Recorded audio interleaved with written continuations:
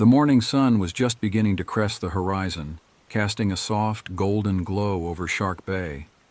I felt a mix of excitement and apprehension as I loaded my old Holden ute for my first solo camping trip.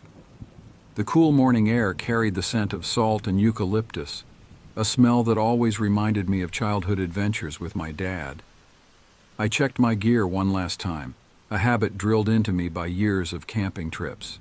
Swag, check. Map, check. Water and supplies all accounted for. I ran my hand along the worn edge of my first aid kit, a gift from my father on my 18th birthday. "Always be prepared, Willow," he'd said, his eyes twinkling with a mixture of pride and concern. As I climbed into the driver's seat, the familiar creak of the door brought a wave of nostalgia. This ute had been witness to countless father-daughter trips, its rusted frame holding memories of laughter, quiet conversations, and shared silences under starlit skies. I started the engine, its rumble breaking the morning stillness. Shark Bay stretched out before me, a vast expanse of pristine beaches and turquoise waters. This place, with its diverse marine life and rugged beauty, had been my playground for years. Now, I was about to experience it on my own, a thought that filled me with both excitement and a twinge of loneliness. The Australian coastline unfolded ahead, vast and inviting. As I pulled onto the main road, I couldn't help but think about how far I'd come to be here. Not just the physical distance from Perth, but the emotional journey that led me to this moment. With a sense of nostalgia, I reached into the glove compartment and pulled out a weathered, leather-bound photo album. It was my dad's, given to me on the day I announced I was following in his footsteps to become a park ranger. The leather was soft and worn, carrying the imprints of years of handling. Flipping it open, I was greeted by a collage of memories, photos, ticket stubs, pressed wildflowers, each item carefully preserved between the pages. More than half of the photos featured me and my dad in various outdoor settings, snapshots of our shared adventures. There we were at Karijini National Park, my 10-year-old self grinning widely despite the mud caked on my face. Another showed us at the pinnacles, the strange limestone formations creating an otherworldly backdrop to our embrace. Each image was a story, a moment frozen in time. My parents divorced when I was just a kid, barely 7 years old. The memory of that time was a blur of hushed arguments and tense silences, culminating in the day Dad moved out. From then on, my life was split between two worlds. During the week, I lived with my mom in bustling Perth. The city was a maze of concrete and noise, so different from the wild spaces I craved. Mom did her best, but she never quite understood my need for open skies and untamed landscapes. But the weekends were my escape. Every Friday afternoon, I'd wait impatiently for Dad's ute to pull up, the sight of it sending my heart soaring. He'd come to whisk me away to a different reality, a world of adventure and discovery. We'd go exploring the national parks all across Western Australia, each trip a new adventure. I learned to read maps under the shade of ghost gums, to start a fire with nothing but sticks and determination, to identify birds by their calls and plants by their leaves. These trips were more than just fun outings. They were a lifeline, a much-needed escape from the confines of city life and the constant tension that seemed to permeate my everyday existence. Things got even more complicated when Mom started dating again. Steve came into our lives when I was 12, a well-meaning but clueless presence that never quite fit into the shape of the hole Dad left behind. Steve was all right, I suppose. He tried in his own way to connect with me, but he could never quite hide his discomfort around me, his uncertainty about how to interact with a child who seemed more at home in the bush than in front of a TV. The feeling was mutual. To me, Steve represented everything about city life that felt stifling and alien. As I flipped through the album, I saw myself growing up through the lens of these outdoor adventures. From a curious child with wide eyes and scraped knees to a teenager, more confident and assured. always by my dad's side. The constant through all these images was the look of pure joy on my face, the sense of belonging I felt in these wild places. One particular photo caught my eye, making me pause. It was of me at about 9 or 10 years old, around the time of the divorce. We were standing by the shore of Shark Bay, our smiles as wide as the horizon behind us. In my hands, I proudly held up a fish nearly as big as I was, my first real catch.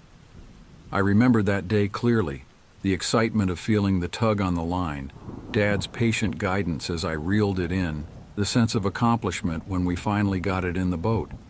But more than that, I remembered the quiet moment after, when Dad had pulled me close and said, "You did good, Wombat.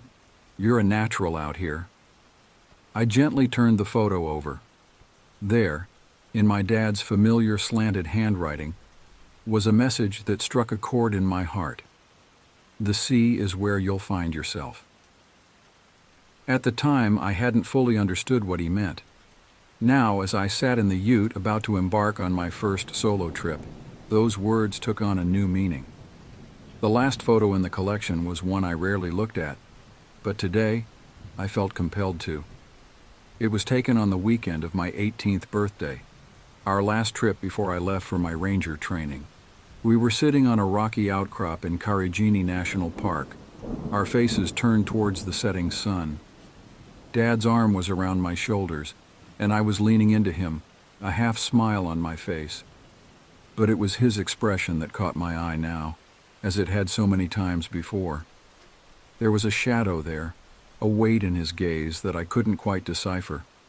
He was a man haunted by demons that he never spoke about, and that I was always too afraid to ask about. I knew bits and pieces of his past, the years he spent as a young man, wandering the outback, taking odd jobs and living off the land, the time he spent with Aboriginal communities, learning their ways and their stories. But there were gaps, silences that he never filled, no matter how much I longed to understand. Despite the darkness that seemed to cling to him, my love for him was unwavering. His complexities, in a way, made me love him more. He wasn't perfect, but he was real, as rugged and true as the land he'd taught me to love. He was my rock, my constant in a sea of change. In my heart of hearts, I had convinced myself that it would always be the two of us, father and daughter side by side against the world. The crackle of the radio startled me out of my reverie, the photo album nearly slipping from my grasp. I carefully closed it and set it aside, turning my attention to the present. The familiar, gruff voice of my former boss at the ranger station filled the cabin. "Willow, do you read me?" I picked up the radio and pressed the button, my voice steady but with an undercurrent of anticipation. "This is Willow, reading you loud and clear. What's the good word, Big Mike?" "Just checking in to see if you're all set for your solo trip," Big Mike replied, his voice crackling slightly over the radio. "Yeah, all good here. Just about to head out," I smiled, appreciating his concern. Big Mike had been a constant presence since I started my ranger training, a gruff but caring mentor who reminded me a bit of my dad. "Remember, kiddo, the bay can be unpredictable. Keep your wits about you and don't take unnecessary risks," he advised, his tone serious. "Absolutely. I promise I won't do anything you wouldn't," I replied with a playful tone that elicited a chuckle on the other end. "Good, that's what I like to hear. And hey, Willow," he added, a hint of warmth breaking through his usually stoic demeanor, "your old man would be proud of you. You've got this." A lump formed in my throat at his words. In a lot of ways, this solo trip was my attempt to stay connected with my dad in the only way I knew how. It had been 2 years since he disappeared during one of his solo expeditions in the outback. The official search had been called off months ago, but a part of me still held out hope. "Thanks, BM. I'll report back by late afternoon." "Willow, out," I said, signing off. As I navigated the sandy tracks winding along the coast, the sun climbed higher, casting sharp shadows across the dunes. The landscape was breathtaking, with crystal-clear waters on one side and rugged scrubland on the other, I couldn't help but feel a sense of awe at the raw beauty surrounding me. Several uneventful hours into my drive, the landscape unfolded in a familiar rhythm-white sand, turquoise waters, and the occasional group of kangaroos. It was a typical day in Shark Bay, tranquil yet alive with the whispers of nature. However, as I approached a remote beach area, something caught my eye. It was a subtle disturbance, a flicker of movement or a shade out of place, hard to discern at first, but unmistakably unusual. This particular stretch of beach, while known for its breathtaking views, was rarely visited, its beauty guarded by its remoteness. It could be anything: a stranded marine animal, a rare bird sighting, or perhaps just a trick of light and shadow. But as someone who grew up in this unforgiving expanse, every possibility warranted attention. Curiosity piqued, I decided to take a detour to investigate. I parked the ute a safe distance from the water's edge and grabbed my binoculars. As I scanned the shoreline, my heart began to race. There, half buried in the sand, was what looked like the remains of a small boat. Debris was scattered along the beach, glinting in the harsh sunlight. Instinct kicked in, and I reached for my radio to call it in.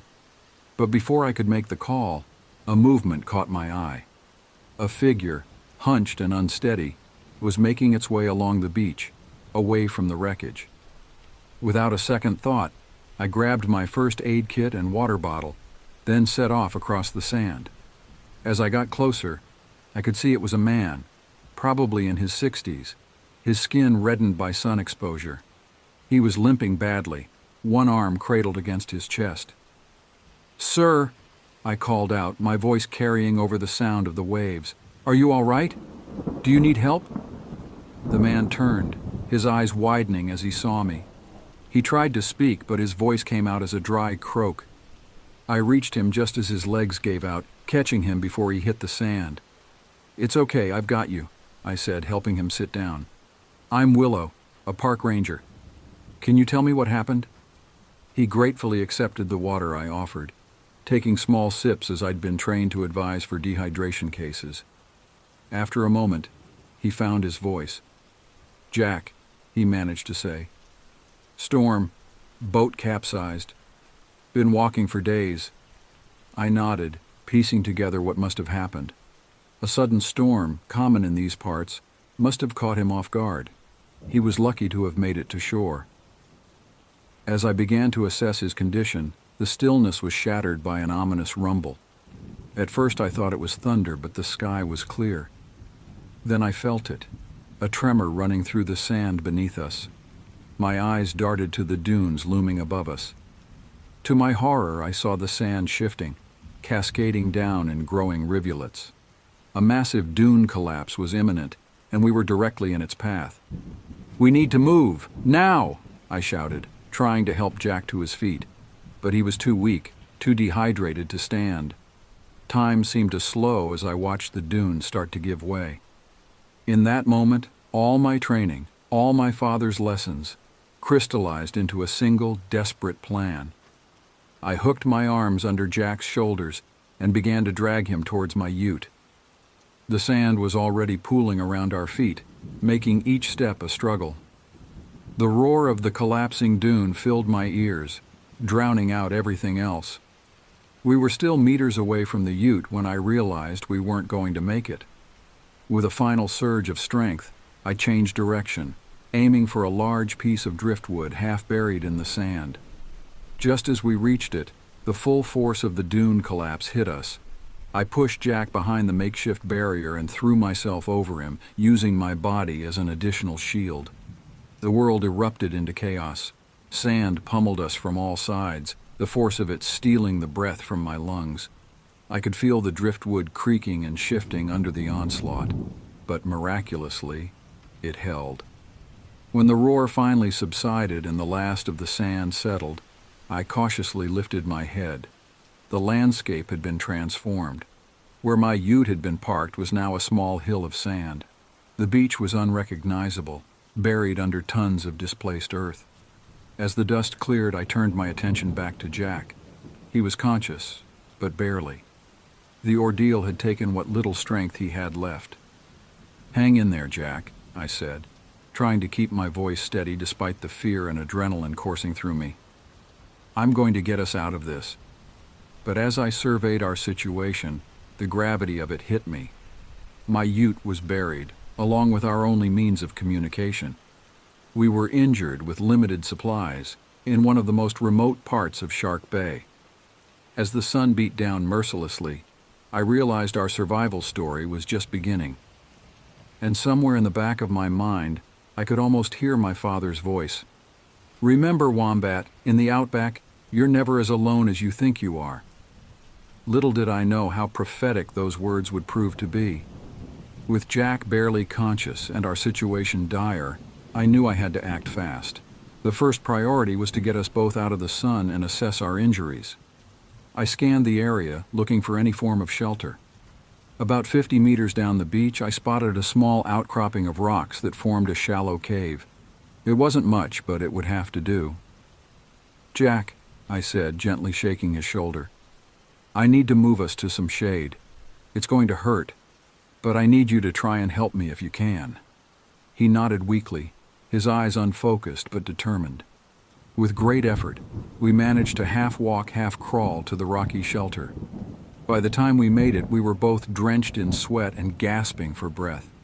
Once in the shade, I did a quick assessment of our injuries. Jack was in rough shape, dehydrated, sunburnt, with possibly a broken arm and several deep cuts. I wasn't much better off. My arms were scraped raw from shielding us from the sand, and a sharp pain in my side suggested I might have cracked a rib. I dug through my pockets, grateful to find that my small first aid kit was still intact. It wasn't much, but it would have to do. I cleaned and bandaged the worst of our cuts, then fashioned a makeshift sling for Jack's arm using strips torn from my shirt. "We need water," Jack mumbled, his voice hoarse. He was right. The little water I had in my bottle wouldn't last long in this heat. I remembered passing a small freshwater creek about a kilometer back up the coast. It was a risk to leave Jack alone, but without water, we wouldn't last long. "I'm going to get us some water," I told him. "I need you to stay here and rest. Can you do that for me?" He nodded, already drifting off into an exhausted sleep. The walk to the creek was grueling. Every step sent jolts of pain through my side, and the sun seemed to be actively trying to bake me alive. But the thought of Jack waiting for me, and the memory of my father's lessons on perseverance, kept me going. When I finally reached the creek, I almost cried with relief. The water was clear and cool, a lifeline in this harsh environment. I filled my water bottle and drank deeply, then refilled it for Jack. On my way back, I gathered what edible plants I could find, some samphire, beach spinach, and even a few pig-face fruits. It wasn't much, but it would help keep our strength up. As I approached our makeshift shelter, a movement caught my eye. Something was moving in the scrub near where Jack was resting. My heart raced. Could it be a dingo, or something worse? I quickened my pace, ignoring the pain in my side. As I got closer, I realized it wasn't an animal at all. It was a person. A young Aboriginal man was crouched next to Jack, examining him with a look of concern. He looked up as I approached, his expression a mix of surprise and wariness. "G'day," I said, trying to keep my voice calm despite my racing heart. "I'm Willow. I'm a park ranger. This is Jack. His boat capsized, and I found him on the beach." The man stood slowly, his eyes never leaving mine. He was dressed in traditional clothing, with intricate designs painted on his skin. There was something about him that seemed out of place, as if he belonged to a different time. "I am Jira," he said, his voice low and melodious. "Your friend is very sick. He needs help." I nodded, relief washing over me at finding a potential ally. "Yes, he does. We both do. Our vehicle is buried under the sand, and we have no way to call for help. Do you have a way to contact emergency services?" Jira shook his head slowly. "No phones here, no radios. But I know how to help. Come, we must move your friend." It's not safe here. I hesitated. Every instinct I had as a ranger told me to stay put and wait for rescue. But something in Jira's eyes, a wisdom and certainty that seemed beyond his years, made me reconsider. Not safe? I asked. What do you mean? Jira's gaze drifted to the horizon, where the sun was beginning to set in a blaze of orange and red. Night is coming, and with it things that should not be seen. We must go. Now. As if to emphasize his point, a low, mournful howl echoed across the landscape. It wasn't like any animal call I'd ever heard before. It sent a chill down my spine, despite the lingering heat of the day. Jira's expression grew urgent. We must hurry. Can you carry your friend? I nodded, pushing aside my questions and doubts. Whatever was going on, Jira seemed to know more about this place than I did. And right now, he was our best hope for survival. Together we managed to get Jack to his feet. With Jira leading the way, we set off into the gathering darkness, leaving behind the beach and the buried ute. As we walked, I couldn't shake the feeling that we were being watched by unseen eyes. Little did I know we were about to embark on a journey that would challenge everything I thought I knew about this land and its ancient secrets. The real adventure was just beginning. As we trudged through the scrubland, the last rays of sunlight faded, plunging us into near darkness. Jira seemed to navigate effortlessly, his feet finding sure footing where I stumbled. Jack's weight grew heavier with each step, his labored breathing a constant reminder of his fragile condition. "How much further?" I asked, my voice strained from the exertion. Jira glanced back, his eyes glinting in the moonlight. "Not far now. There's a cave system ahead where we can rest safely for the night." As we walked, I couldn't shake the feeling of unease. The bush at night was alive with sounds, the rustle of nocturnal animals, the hoot of an owl, the distant bark of a dingo. But there was something else, a tension in the air that I couldn't quite place. After what felt like hours, we reached a rocky outcropping. Jira led us to a narrow opening, barely visible in the darkness. "Watch your head," he warned as we ducked inside. The cave was cool and damp, a stark contrast to the warm night air outside. Jira quickly got to work, gathering dry leaves and twigs from the cave floor. With practiced ease, he started a small fire, its warm glow filling the space. In the firelight, I could finally get a good look at our surroundings. The cave was larger than I'd initially thought, extending back into darkness. Ancient Aboriginal paintings adorned the walls, their ochre hues vibrant even after countless years. "This place is sacred to my people," Jira explained, noticing my gaze. "It has sheltered us for generations." We carefully lowered Jack onto a bed of leaves Jira had prepared. His face was flushed with fever, his breathing shallow. I dampened a cloth with water from my bottle and placed it on his forehead, hoping to bring down his temperature. "He needs medicine," I said, worry creeping into my voice. "And proper medical attention. We need to find a way to contact emergency services." Jira nodded solemnly. "In the morning, I will take you to a place where your radio might work. But for tonight, we must rest and regain our strength." He reached into a pouch at his waist and pulled out a handful of leaves. "Chew these," he said, offering them to me. "They will help with the pain and give you strength." I hesitated for a moment, then took the leaves. They were bitter, but as I chewed, I felt a cooling sensation spread through my body, easing the ache in my muscles. As the night wore on, we took turns watching over Jack and tending the fire. Jira shared some of his knowledge about the land, pointing out which plants could be used for food or medicine. His deep connection to the country was evident in every word he spoke. In the early hours of the morning, as I sat by the fire, I heard Jack stir. His eyes fluttered open, more lucid than they had been since I found him. Where are we?" he asked, his voice weak but clear.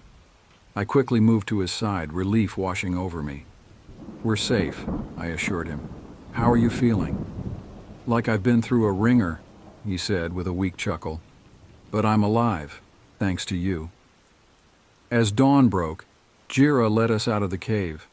The landscape looked different in the morning light, less threatening but no less vast. We set off towards higher ground, where Jira believed we might get a signal on the radio.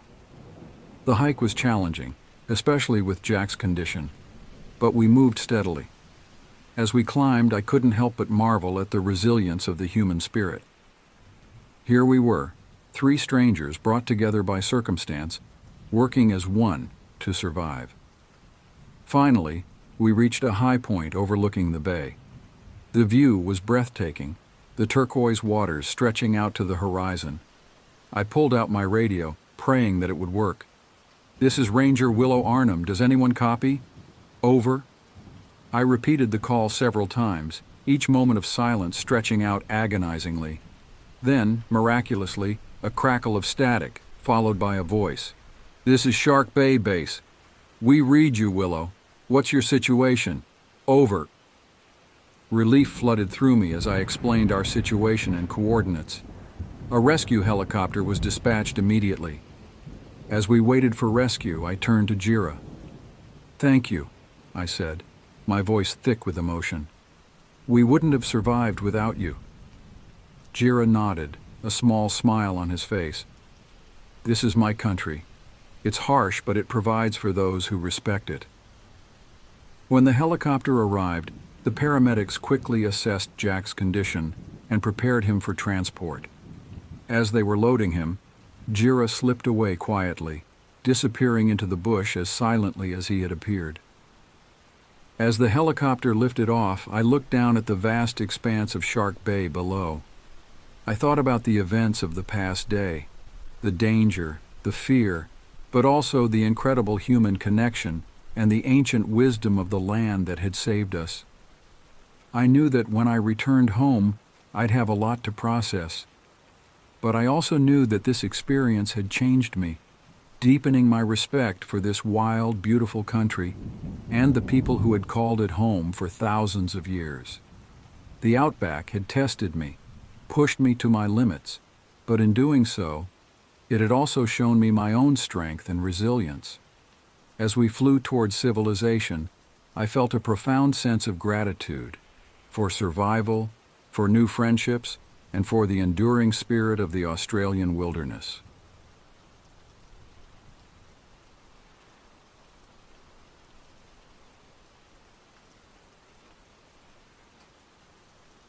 I've always felt a deep connection to nature. As a child growing up in the bustling city of Seattle, my happiest memories were of the camping trips my parents would take us on during the summers. Those brief escapes into the wilderness left an indelible mark on my soul, a yearning for something more than the concrete and steel of urban life. My name is Alex Hawthorne, and this is the story of how I discovered that the world is far stranger and more terrifying than I could have ever imagined. I was 28 when I finally made the decision to leave my unfulfilling job as a software developer and pursue my dream of becoming a forest ranger. My parents thought I was crazy, giving up a lucrative career for a life of relative solitude in the woods. But I knew in my heart that it was the right choice. After months of rigorous training and certification processes, I landed a position at Evergreen Haven National Park, one of the largest and most remote wilderness areas in the Pacific Northwest. The park spanned over 1 million acres of pristine forest, rugged mountains, and crystal-clear lakes. It was a place of breathtaking beauty, but also of deep mystery. My first day at Evergreen Haven was a crisp autumn morning. The air was filled with the scent of pine and damp earth as I drove my old pickup truck along the winding road to the ranger station. The trees seemed to stretch endlessly into the sky, their leaves a vibrant tapestry of red, gold, and orange. As I pulled up to the station, a grizzled older man stepped out to greet me. This was Frank Holloway, the chief ranger and my new boss. Frank was a legend in the park service with over 30 years of experience under his belt. His weathered face broke into a warm smile as he shook my hand. "Welcome to Evergreen Haven, rookie," he said. his voice gravelly but kind. "Hope you're ready for an adventure." Little did I know just how prophetic those words would turn out to be. The next few weeks were a whirlwind of activity as I settled into my new role. Frank and the other rangers showed me the ropes, teaching me the intricacies of park management, wildlife conservation, and search and rescue operations. I threw myself into the work with enthusiasm, relishing every moment spent in the great outdoors. My assigned patrol area was the eastern sector of the park, a vast stretch of old-growth forest that included the mysterious Shadowmere Lake. It was a remote and seldom visited part of Evergreen Haven, and I soon came to love its wild, untamed beauty. But as the days grew shorter and winter approached, I began to notice strange occurrences in my sector. At first, they were small things, easily dismissed as tricks of the light or overactive imagination. A shadow moving in the corner of my eye when no one was there. Whispers on the wind that seemed to form words just beyond my understanding. Tracks in the mud that didn't match any animal I knew. I mentioned these oddities to Frank during one of our weekly meetings, but he just chuckled and shook his head. "The forest plays tricks on you sometimes, Alex," he said, his eyes twinkling with amusement. "Especially as winter sets in. You'll get used to it." But I couldn't shake the feeling that there was more to it than that. Something about the way Frank avoided my gaze when he said it, the slight tension in his shoulders, made me wonder if he knew more than he was letting on. As winter settled over Evergreen Haven, blanketing the forest in snow, the strange occurrences increased in frequency and intensity. One frigid December night, while on a routine patrol near Shadowmere Lake, I had my first truly inexplicable experience. The moon was full, casting an eerie glow over the snow-covered landscape. The lake, usually a mirror-like surface, was churning and bubbling as if boiling, despite the sub-zero temperatures. And there, at the center of the lake, I saw something that defied all logic and reason. A massive shape rose from the depths, water cascading off its form in frozen sheets. It was unlike anything I had ever seen or imagined.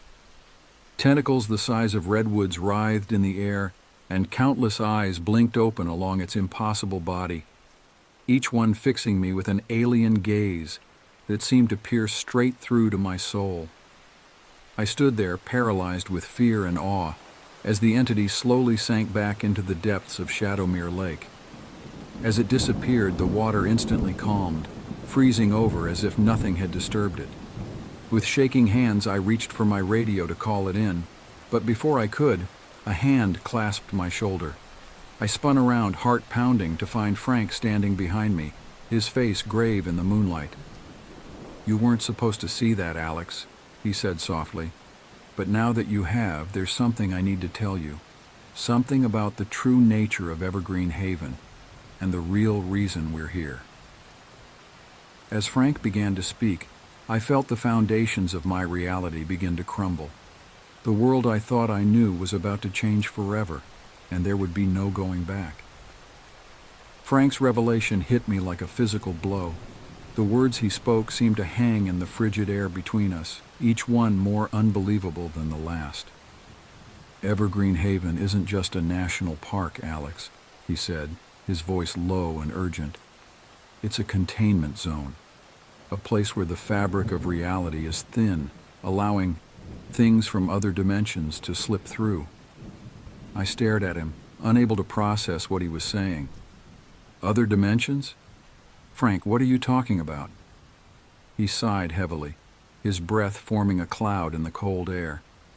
"I know it sounds crazy, but what you just saw, that's only the tip of the iceberg.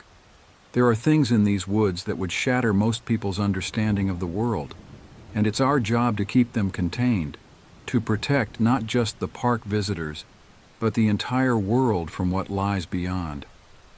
As we stood there in the moonlight, Frank told me a story that stretched back to the founding of Evergreen Haven. The park, it turned out, had been established not just for conservation, but as a cover for a top-secret government program aimed at studying and containing interdimensional phenomena. The first incidents were reported by Native American tribes long before European settlers arrived, Frank explained. They spoke of a place where the spirit world bled into ours, where strange creatures roamed and reality itself seemed to warp. When the government finally took notice in the early 20th century, they knew they had to do something to control it. He went on to describe how a specialized unit had been formed within the National Park Service, trained to deal with supernatural and interdimensional threats.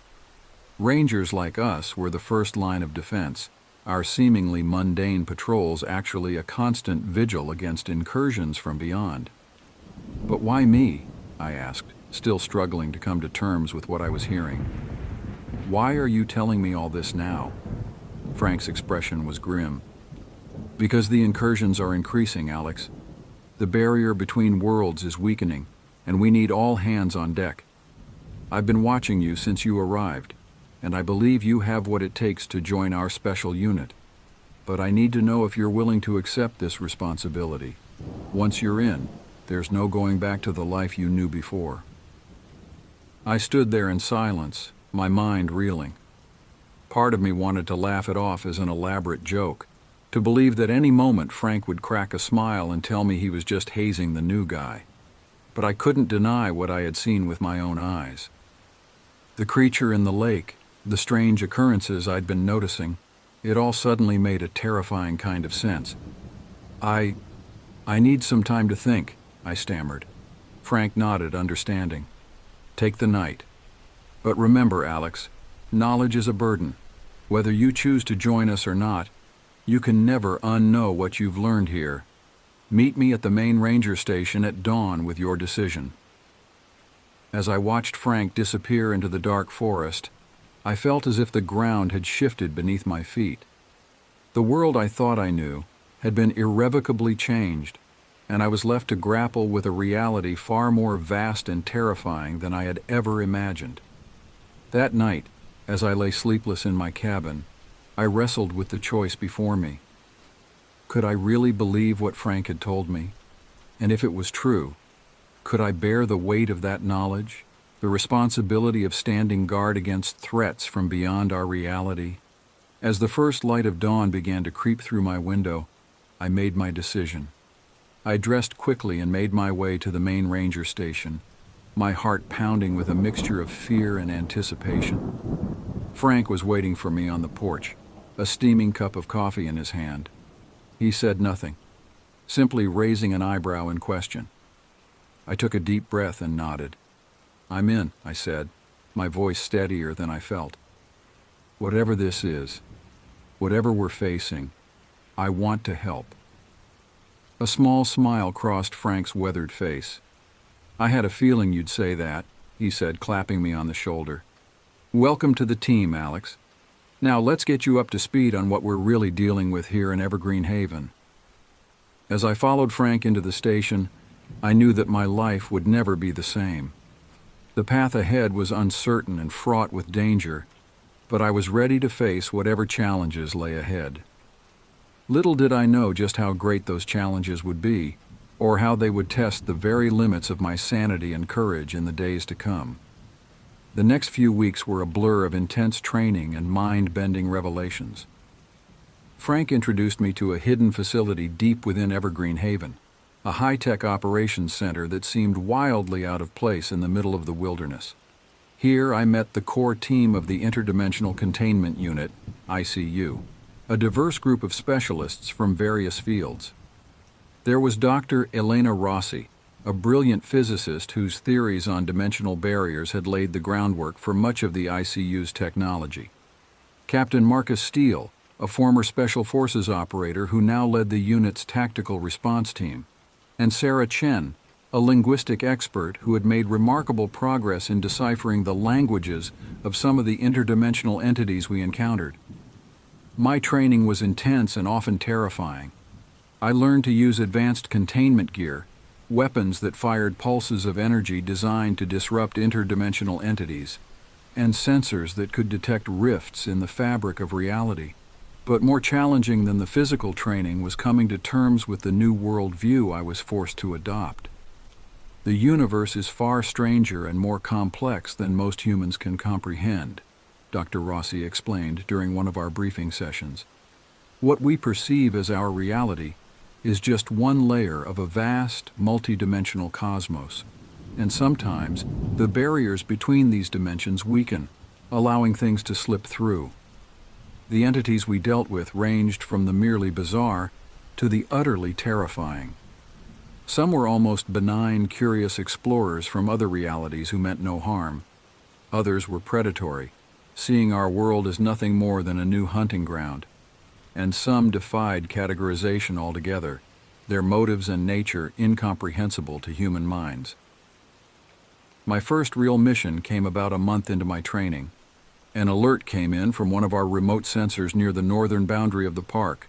A rift was opening, and something was coming through. Captain Steele led our team, consisting of myself, Sarah, and 2 other experienced ICU operatives. We boarded a specially equipped helicopter, its stealth technology ensuring we wouldn't attract attention as we flew to the site. As we approached, I saw it, a shimmering tear in the air, like heat haze but more substantial.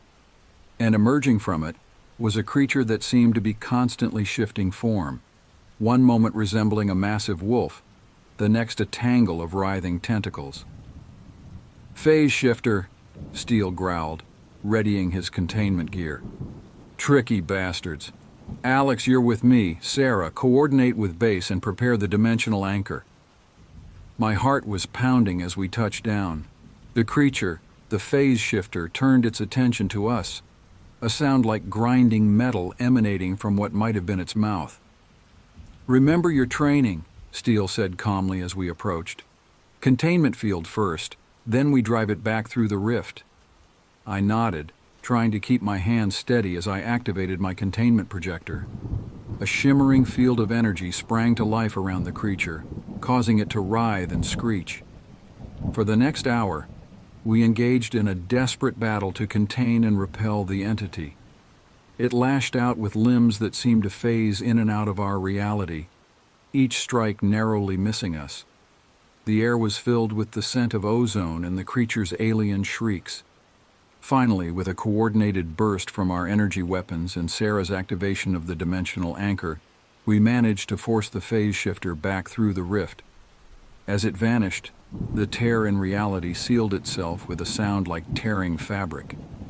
We stood there, panting and exhausted, as the forest around us gradually returned to normal. Birds began to sing again, and the oppressive feeling of wrongness that had permeated the air slowly dissipated. "Good work, team," Steele said, a note of approval in his voice. "Especially you, Alex. Not bad for your first time in the field." As we flew back to base, I felt a mixture of exhilaration and terror. The world had just become a much larger, much more dangerous place. But I also felt a sense of purpose I had never known before. We were the thin line protecting our reality from chaos, and I was now a part of that line. Little did I know that this was just the beginning. In the months and years to come, I would face challenges that would test the very limits of my sanity and courage. The veil between worlds was thinning, and the entities on the other side were becoming bolder, more aggressive in their incursions. Evergreen Haven was about to become the front line in a war for the very fabric of reality itself. And I, Alex Hawthorne, once a simple forest ranger, would find myself at the heart of this cosmic conflict. As the months passed, I settled into my new role with the ICU. Each day brought new challenges and revelations about the true nature of our reality. The incidents we responded to ranged from minor dimensional breaches that we could seal quickly to full-scale incursions that required all hands on deck. One crisp autumn morning, about 6 months into my new role, I was out on a routine patrol near Shadowmere Lake when my dimensional sensor began to emit a low, pulsing tone. Something was coming through, but the signal was unlike anything I'd seen before. I radioed back to base. "This is Alex. I'm picking up an anomaly near Shadowmere, but the readings are strange." Dr. Rossi's voice crackled over the comm. Define strange, Alex. It's like it's there and not there at the same time. The signal keeps phasing in and out. There was a pause. Then Dr. Rossi's voice came back, tinged with urgency. Alex, get out of there now. We're sending a full team. This could be a Class 5 entity. My blood ran cold. In all my time with the ICU, we'd never encountered anything above a Class 3. Class 5 was theoretical, an entity so powerful it could potentially reshape reality itself. Before I could respond, the air in front of me began to ripple and distort.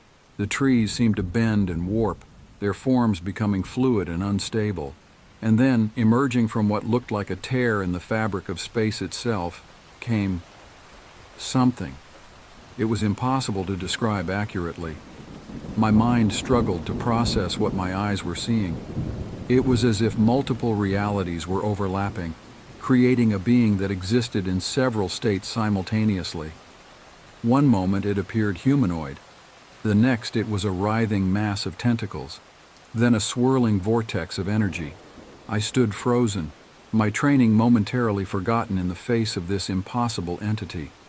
It turned what might have been its attention towards me, and I felt a pressure in my mind, as if something vast and alien was trying to communicate. Images flooded my consciousness, strange, alien landscapes, civilizations beyond human comprehension, the birth and death of universes. I felt my sense of self beginning to fragment under the onslaught of information. Just as I thought my mind would shatter, a familiar voice cut through the chaos. Alex, snap out of it! It was Frank, leading the response team. They had arrived just in time. As I struggled to regain my senses, I saw the team deploying a new piece of equipment, a large, ring-shaped device that began to hum with energy. Dimensional stabilizer, Frank shouted over the growing chaos. It should force the entity to fully materialize in our reality. Once it does, hit it with everything we've got. The next few minutes were a blur of frantic activity. The stabilizer did its job, forcing the entity to take on a more solid form, a towering crystalline structure that pulsed with internal light. We unleashed our arsenal of dimensional disruptors, each blast causing fractures to appear in the entity's form. But it wasn't going down without a fight. Tendrils of energy lashed out, warping the reality around them. Trees twisted into impossible shapes. The ground beneath our feet became unstable, shifting between solid and liquid states. In the midst of the chaos, I noticed something odd. There was a pattern to the entity's movements, a rhythm to its attacks. It reminded me of something. It's defending itself, I shouted to Frank. I don't think it's trying to attack us. It's scared. Frank looked at me like I was crazy, but something in my voice must have reached him. Cease fire, he ordered. As our attack stopped, the entity's defensive actions also slowed. The reality warping around us began to stabilize. Cautiously, I stepped forward, my hands raised in what I hoped was a universal gesture of peace. We mean you no harm, I said, feeling slightly foolish talking to a being that probably didn't understand English. To my surprise, the entity's form shifted again, taking on a roughly humanoid shape. A sound filled the air, not quite speech, but somehow conveying meaning. Your kind, defenders? The concepts, rather than the words themselves, seemed to form in my mind. Yes, I replied. We protect our reality. We thought you were invading. There was a pause, then. Mistake. Fleeing. Hunters. Dark ones. Consume all. A chill ran down my spine. Were there things out there that hunted beings like this? Entities so powerful they could traverse dimensions at will? Before I could ask more, the being's form began to flicker. Must go. Thank you, defenders. Warning. They come. With that, the entity vanished, the tear in reality sealing behind it. The forest was left in an eerie silence, the only evidence of our encounter the twisted vegetation and our shell-shocked team. Frank approached me. his face a mix of awe and concern. "Alex, what the hell just happened?" I shook my head, still trying to process it all. I think we just got a warning. Something's coming, Frank. Something big." As we made our way back to base, my mind was reeling. We had just made first contact with a being from another dimension, one that wasn't hostile. But its warning left me with a deep sense of dread. If there were things out there that could hunt such powerful entities, what chance did we stand against them? I knew that our mission had just become far more complex. We weren't just protecting our reality anymore. We were potentially facing a threat to the entire multiverse. As the sun set over Evergreen Haven, casting long shadows through the trees, I couldn't shake the feeling that we were standing on the brink of something monumental. The veil between worlds was thinning, and whatever was on the other side was about to change everything. Little did I know that this encounter was just the beginning of a cosmic conflict that would push us to the very limits of our understanding and capabilities. The true test was yet to come, and I wondered if we would be ready when it did. In the weeks following our encounter with the Class 5 entity, an air of tension settled over Evergreen Haven. The warning it had given us, "They come," echoed in my mind constantly, a foreboding reminder of the unknown threat looming on the horizon. Dr. Rossi and her team worked tirelessly to analyze the data we had gathered during the incident. The rest of us intensified our patrols and training, preparing for whatever might come next. It was during this time that I began to notice subtle changes in the park itself. The fog that often shrouded the valleys seemed thicker, more persistent. Wildlife behavior became erratic. Nocturnal animals were active during the day, while diurnal creatures were rarely seen. The very air felt charged, as if the entire forest was holding its breath in anticipation. One evening, as I was returning from a long patrol near the western border of the park, I came across something that made my blood run cold. Carved into the trunk of an ancient redwood was a symbol, a complex spiraling glyph that seemed to writhe and shift as I looked at it. I recognized it from our training sessions, a warning sign used by interdimensional travelers to mark dangerous territories. I reported the finding to Frank immediately. His face grew grim as I described the symbol. "It's worse than we thought," he muttered, more to himself than to me. "They're already here." "Who's here, Frank?" I pressed. "What aren't you telling me?" He sighed heavily, suddenly looking much older than his years. "Come with me, Alex. It's time you knew the whole truth." Frank led me to a part of the hidden facility I'd never seen before, a secure vault deep underground. Inside was a room filled with artifacts and documents, each more bizarre than the last. At the center was a large, circular stone tablet covered in the same type of shifting glyphs I'd seen on the tree. "This tablet was discovered when Evergreen Haven was first established," Frank explained. "It's taken us decades to decipher even a fraction of it, but what we've learned is troubling." He went on to tell me about an ancient conflict, a war that spanned multiple dimensions. On one side were beings of pure chaos, entities that sought to break down the barriers between realities and merge all of existence into a roiling sea of possibility. Opposing them were the Guardians, a loose alliance of different species and civilizations united in their desire to maintain the separation between dimensions. Earth, our entire universe, is just one battlefield in this cosmic war, Frank said.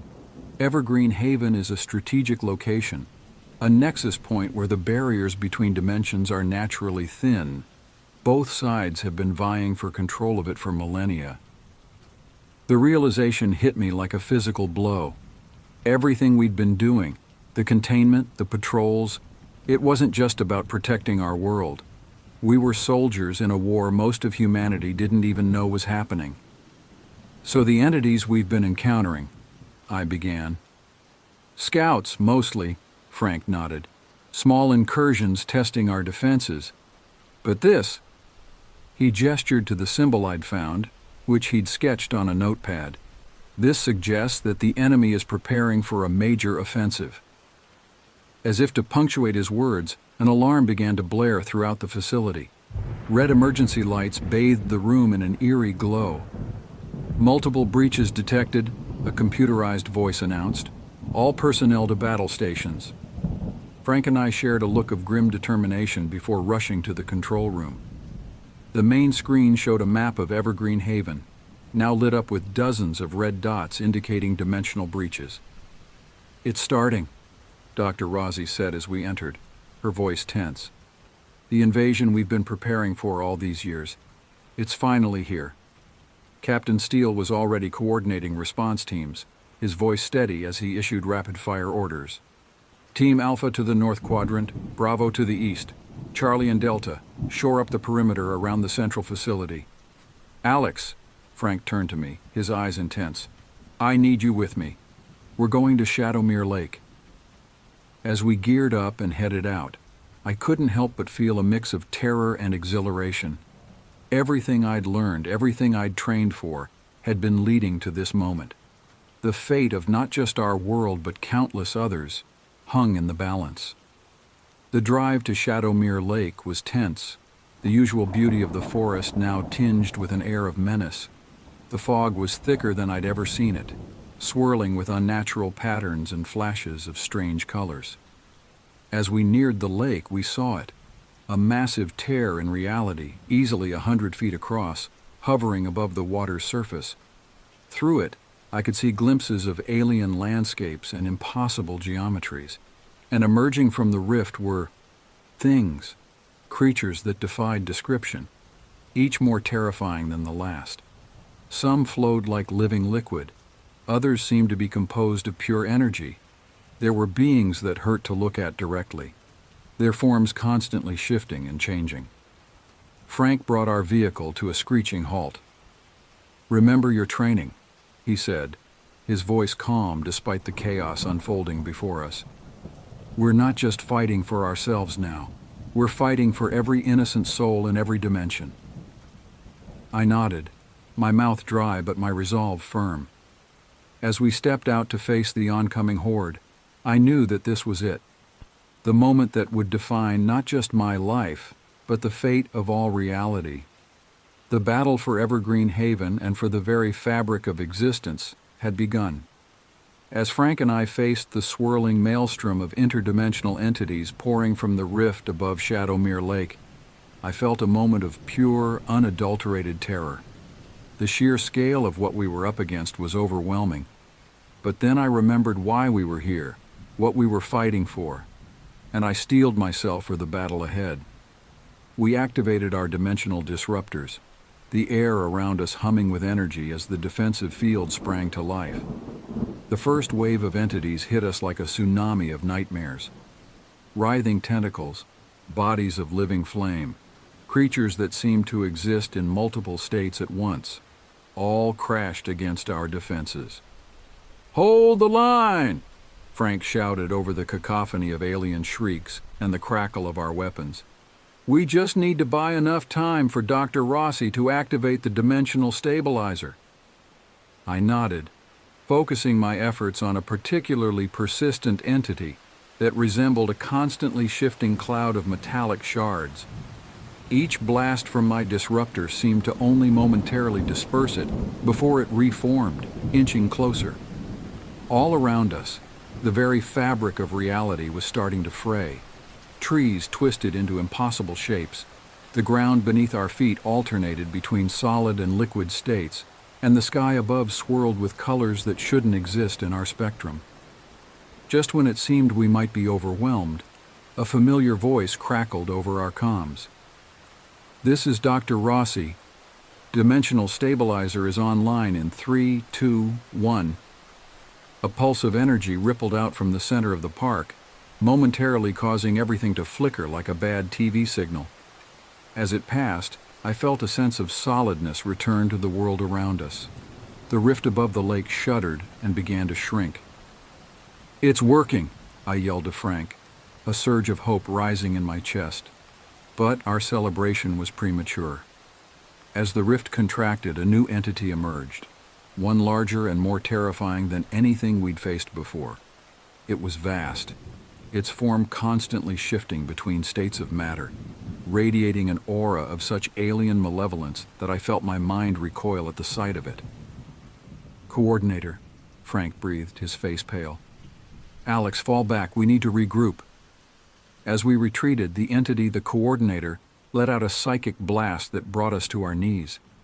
Images flooded my mind.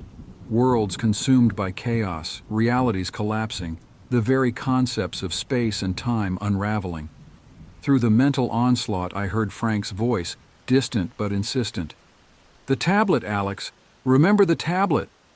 Fighting against the psychic attack, I forced my mind to focus on the strange, shifting glyphs we'd seen in the underground vault.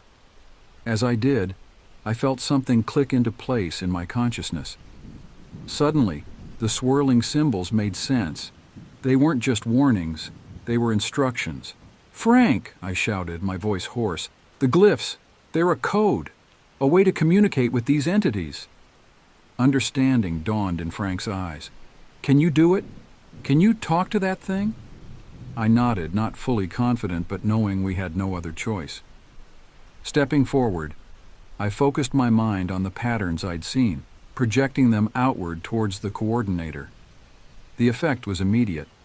The psychic assault ceased, and the massive entity turned its attention fully on me. I felt its alien consciousness probe my mind, curious and wary. Using the mental patterns I'd gleaned from the tablet, I tried to convey our purpose, our desire to maintain the separation between dimensions, the importance of balance in the multiverse. For a moment that seemed to stretch into eternity, there was no response. Then, slowly, I felt a shift in the entity's demeanor. Not friendship exactly, but a kind of understanding. To my astonishment, the Coordinator began to retreat, drawing the other entities back with it. The rift pulsed once, twice, and then began to close. As the last of the invaders disappeared, and the rift sealed itself with a sound like thunder, an eerie silence fell over Shadowmere Lake. Frank and I stood there, scarcely believing what had just happened. "Alex," Frank said slowly, "I think you just negotiated a ceasefire with an interdimensional being." The realization of what I'd done began to sink in. Somehow, I'd not only communicated with the Coordinator, but had convinced it to withdraw. The implications were staggering.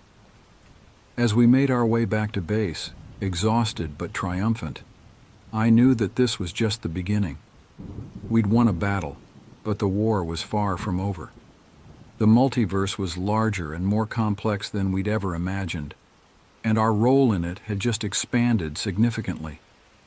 In the days that followed, as we worked to repair the damage done to Evergreen Haven and strengthen our defenses, I spent hours studying the tablet, working with Dr. Rossi to decipher more of its secrets. We were no longer just guardians, we were becoming diplomats in a cosmic conflict. The incident at Shadowmere Lake had changed everything. We now knew that communication, understanding, and negotiation were possible, even with beings so alien we could scarcely comprehend them. It opened up new avenues for our work, but also new dangers. As I stood on the shore of Shadowmere Lake one evening, watching the sun set over its now calm waters, I couldn't help but feel a sense of awe at the vastness of the multiverse and our place in it. We had taken our first steps into a larger reality, and there was no telling where it might lead us. The veil had been lifted, and there was no going back. Whatever challenges lay ahead, I knew that all of us in the ICU would face them head-on, protecting our world and striving for understanding in the cosmic tapestry of the multiverse. As the stars began to appear in the darkening sky, I wondered what other wonders and terrors were out there, waiting to be discovered. Our journey was just beginning, and the greatest adventures and greatest dangers still lay ahead. In the months following the Battle of Shadowmere Lake, Evergreen Haven underwent a transformation. What was once a hidden containment facility became a hub of interdimensional diplomacy and research. Dr. Rossi's team made breakthrough after breakthrough in understanding the nature of the multiverse. while Sarah Chen's linguistic skills proved invaluable in our growing communications with other dimensional entities. I found myself at the center of much of this activity. My ability to interpret the glyphs and communicate with the coordinator had marked me as something of a savant in interdimensional relations. It was a role I never expected, but one I embraced with determination and curiosity. One crisp autumn morning, almost a year to the day since the invasion, Frank called me into his office. His face was grave, but there was a glimmer of excitement in his eyes. "Alex," he said, "we've received a message. From them." I knew immediately who he meant. The coordinator and its kind had been silent since their retreat, leaving us to wonder if our ceasefire would hold. "What do they want?" I asked, my heart racing. Frank handed me a tablet. On it was a series of shifting glyphs, similar to those on the ancient stone tablet, but far more complex. "We need you to translate it," he said. "Dr. Rossi thinks it's an invitation." I spent the next several hours poring over the message, my mind stretching to comprehend the alien concepts it contained. When I finally decoded it, I was left in awe. The coordinator wasn't just reaching out to us, it was inviting us to a cosmic summit, a gathering of representatives from various dimensions to discuss the future of the multiverse. The implications were staggering. We wouldn't just be protecting our world anymore, we'd be taking part in shaping the very nature of reality itself. The preparations for the summit were intense. We had no idea what to expect or how to prepare for a meeting with beings from across the multiverse. Every member of the ICU worked tirelessly, developing new technologies, studying everything we knew about interdimensional interactions, and trying to anticipate every possible scenario. Finally, the day arrived. A new rift opened above Shadowmere Lake, but this time it was stable, controlled. As our team approached, I felt a mix of terror and exhilaration. We were about to go where no humans had gone before, into the spaces between dimensions. As we stepped through the rift, the world around us transformed. We found ourselves in a place that defied description, a vast, swirling nexus where realities bled into one another. Beings of all shapes and forms surrounded us, some recognizable, others utterly alien. At the center of it all was the coordinator. Up close, its true nature was even more awe-inspiring. It wasn't just a single entity, but a collective consciousness, a representation of its entire dimension. The summit itself was unlike anything I could have imagined. Ideas and concepts were exchanged not just through words or gestures, but through direct mental communication. We learned of threats to the multiverse that dwarfed anything we'd faced before, but also of wonders beyond our wildest dreams. As the summit progressed, a new understanding began to emerge. The conflicts between dimensions, the invasions we'd been fighting against, they were often the result of misunderstanding, fear, or desperate attempts at survival in a hostile multiverse. Our role, we realized, wasn't just to defend our dimension, but to act as mediators, diplomats in a cosmic-scale conflict. The ability to communicate, to understand different perspectives across realities, was more powerful than any weapon we could devise. As the summit drew to a close, a new accord was reached. A coalition of dimensions working together to maintain the delicate balance of the multiverse. And Earth, thanks to our unique position and the work we'd done, would play a crucial role. When we returned to Evergreen Haven, everything had changed. The park was no longer just a containment zone, but a neutral ground for interdimensional meetings. Our team wasn't just a defense force, but a key part of a larger cosmic peacekeeping operation. Years have passed since that first summit. We've faced new challenges, made incredible discoveries, and forged alliances with beings beyond imagination. The work is dangerous, often terrifying, but also more rewarding than I ever could have dreamed. As I stand here now, on the shore of Shadowmere Lake, watching a controlled rift shimmer above the water, a gateway to another dimension where we're helping to mitigate a reality-threatening crisis, I can't help but marvel at the journey that brought me here. From a simple forest ranger to a cosmic diplomat, my path has been extraordinary. But I know that this is just the beginning. The multiverse is vast, full of wonders and dangers we have yet to encounter. And we'll be there, at the forefront, protecting, exploring, and striving for understanding across the dimensions. The veil has been lifted, and our true work has only just begun.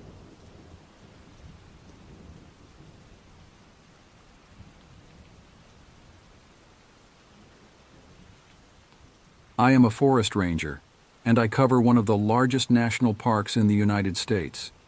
For reasons that will become painfully clear, I cannot disclose the name or exact location of my station.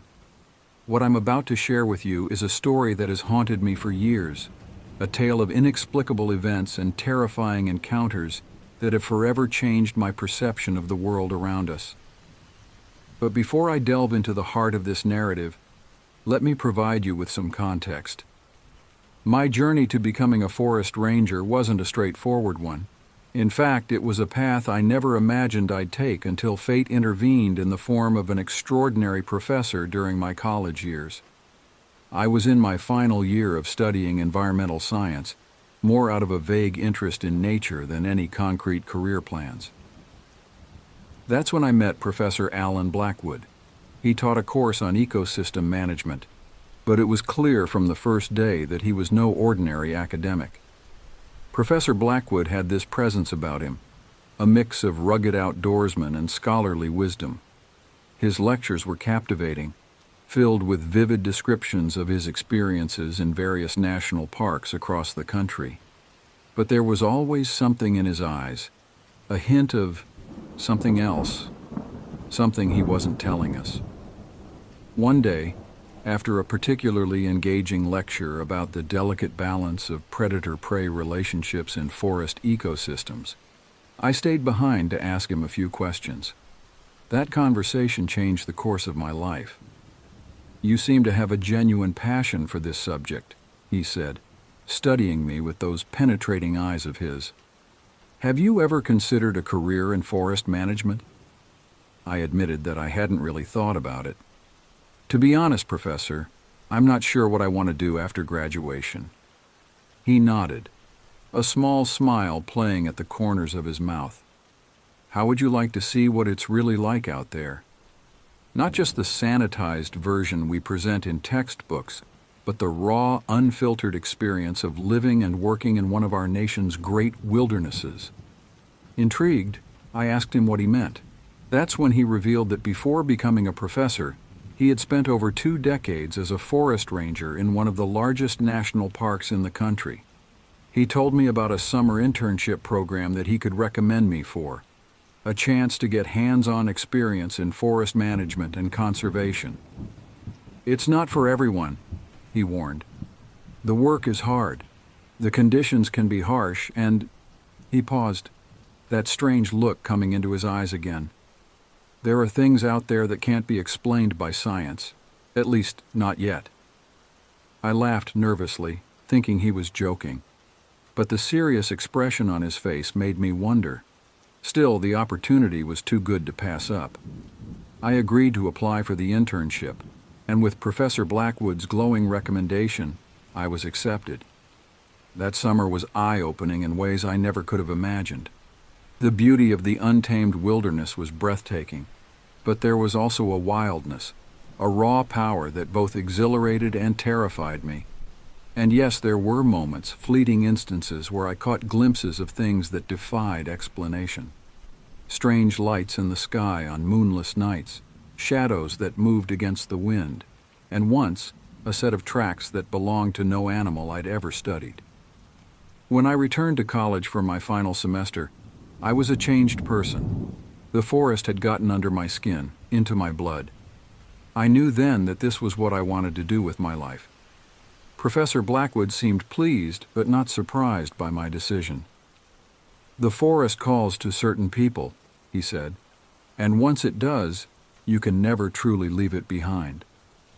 After graduation, I applied to the Forest Service and was assigned to the very park where I had interned. Over the years, I worked my way up, gaining experience and responsibility.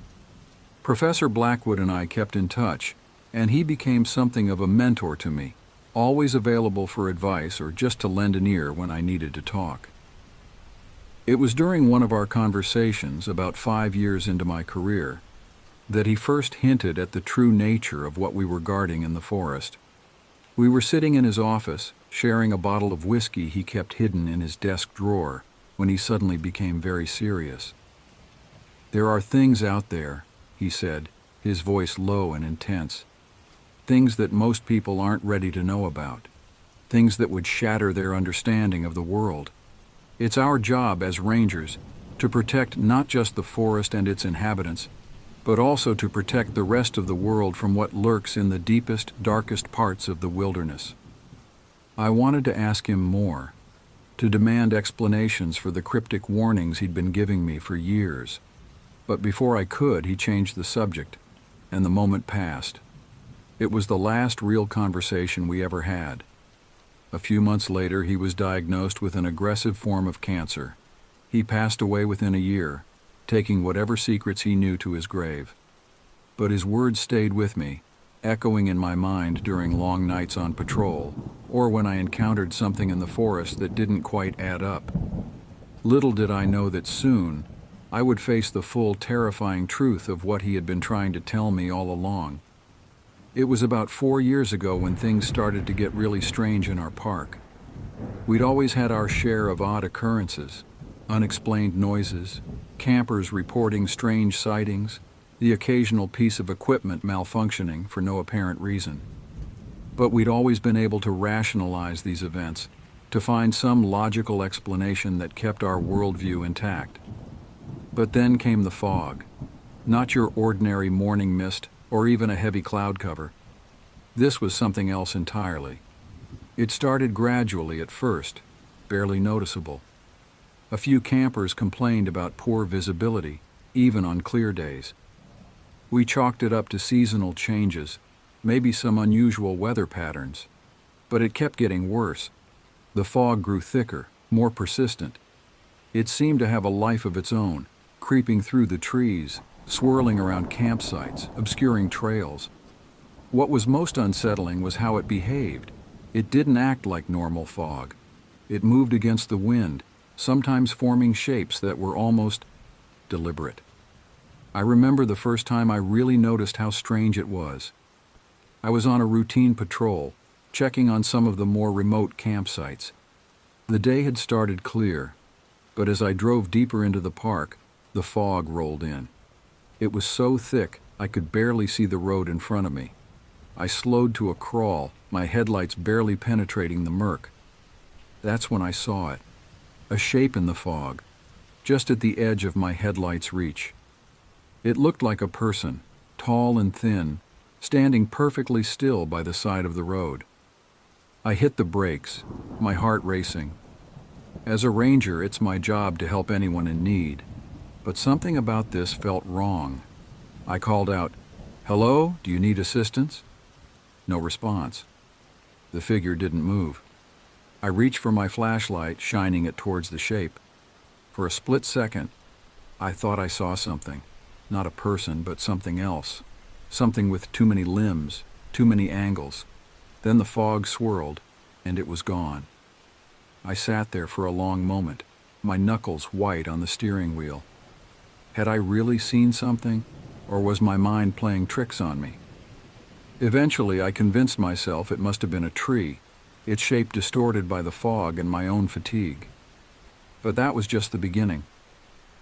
Over the next few weeks, similar reports started coming in from other rangers and campers, people seeing shapes in the fog, hearing whispers and movement where there should be none, electronics malfunctioning, compass needles spinning wildly, and always, the fog growing thicker. We tried to keep things under control, to find rational explanations. We issued warnings about the decreased visibility, advised campers to stay on marked trails, but privately, among the rangers, we knew something was very wrong. It was around this time that I started noticing other strange things about our park operations. The weapons, for instance. I'd always thought it odd that we carried military-grade firearms, but I'd accepted the explanation about poachers and protecting endangered species. Now, though, I started to wonder. One day I overheard a conversation between our chief ranger and someone on the phone. I couldn't make out most of it, but a few phrases stuck with me. Containment protocols, reality distortions, and most chillingly, entity incursions. When I tried to ask the chief about it later, he shut me down hard. "Some things are above your pay grade, Ranger," he said, his face stern. "Just focus on your job and leave the rest to those who need to know." But how could I just focus on my job when the very reality around us seemed to be unraveling? The fog kept spreading, and with it came more sightings, more inexplicable events. Campers would go missing, only to turn up days later with no memory of where they'd been. Wildlife behaved erratically. We had reports of nocturnal animals active in broad daylight, and of species that shouldn't even be in our region. And then there was the road. I'd noticed it on maps before, but never given it much thought. A highway that seemed to cut through part of the park but didn't connect to any outside roads. When I asked about it, I was told in no uncertain terms that it was off limits. Not just to the public, but to us rangers as well. Only military vehicles used that road, and we were never to approach it or even talk about it.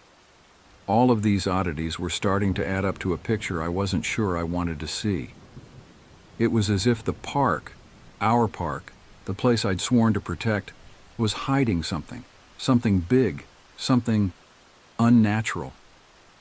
I started doing my own research, digging through old reports, talking to longtime employees.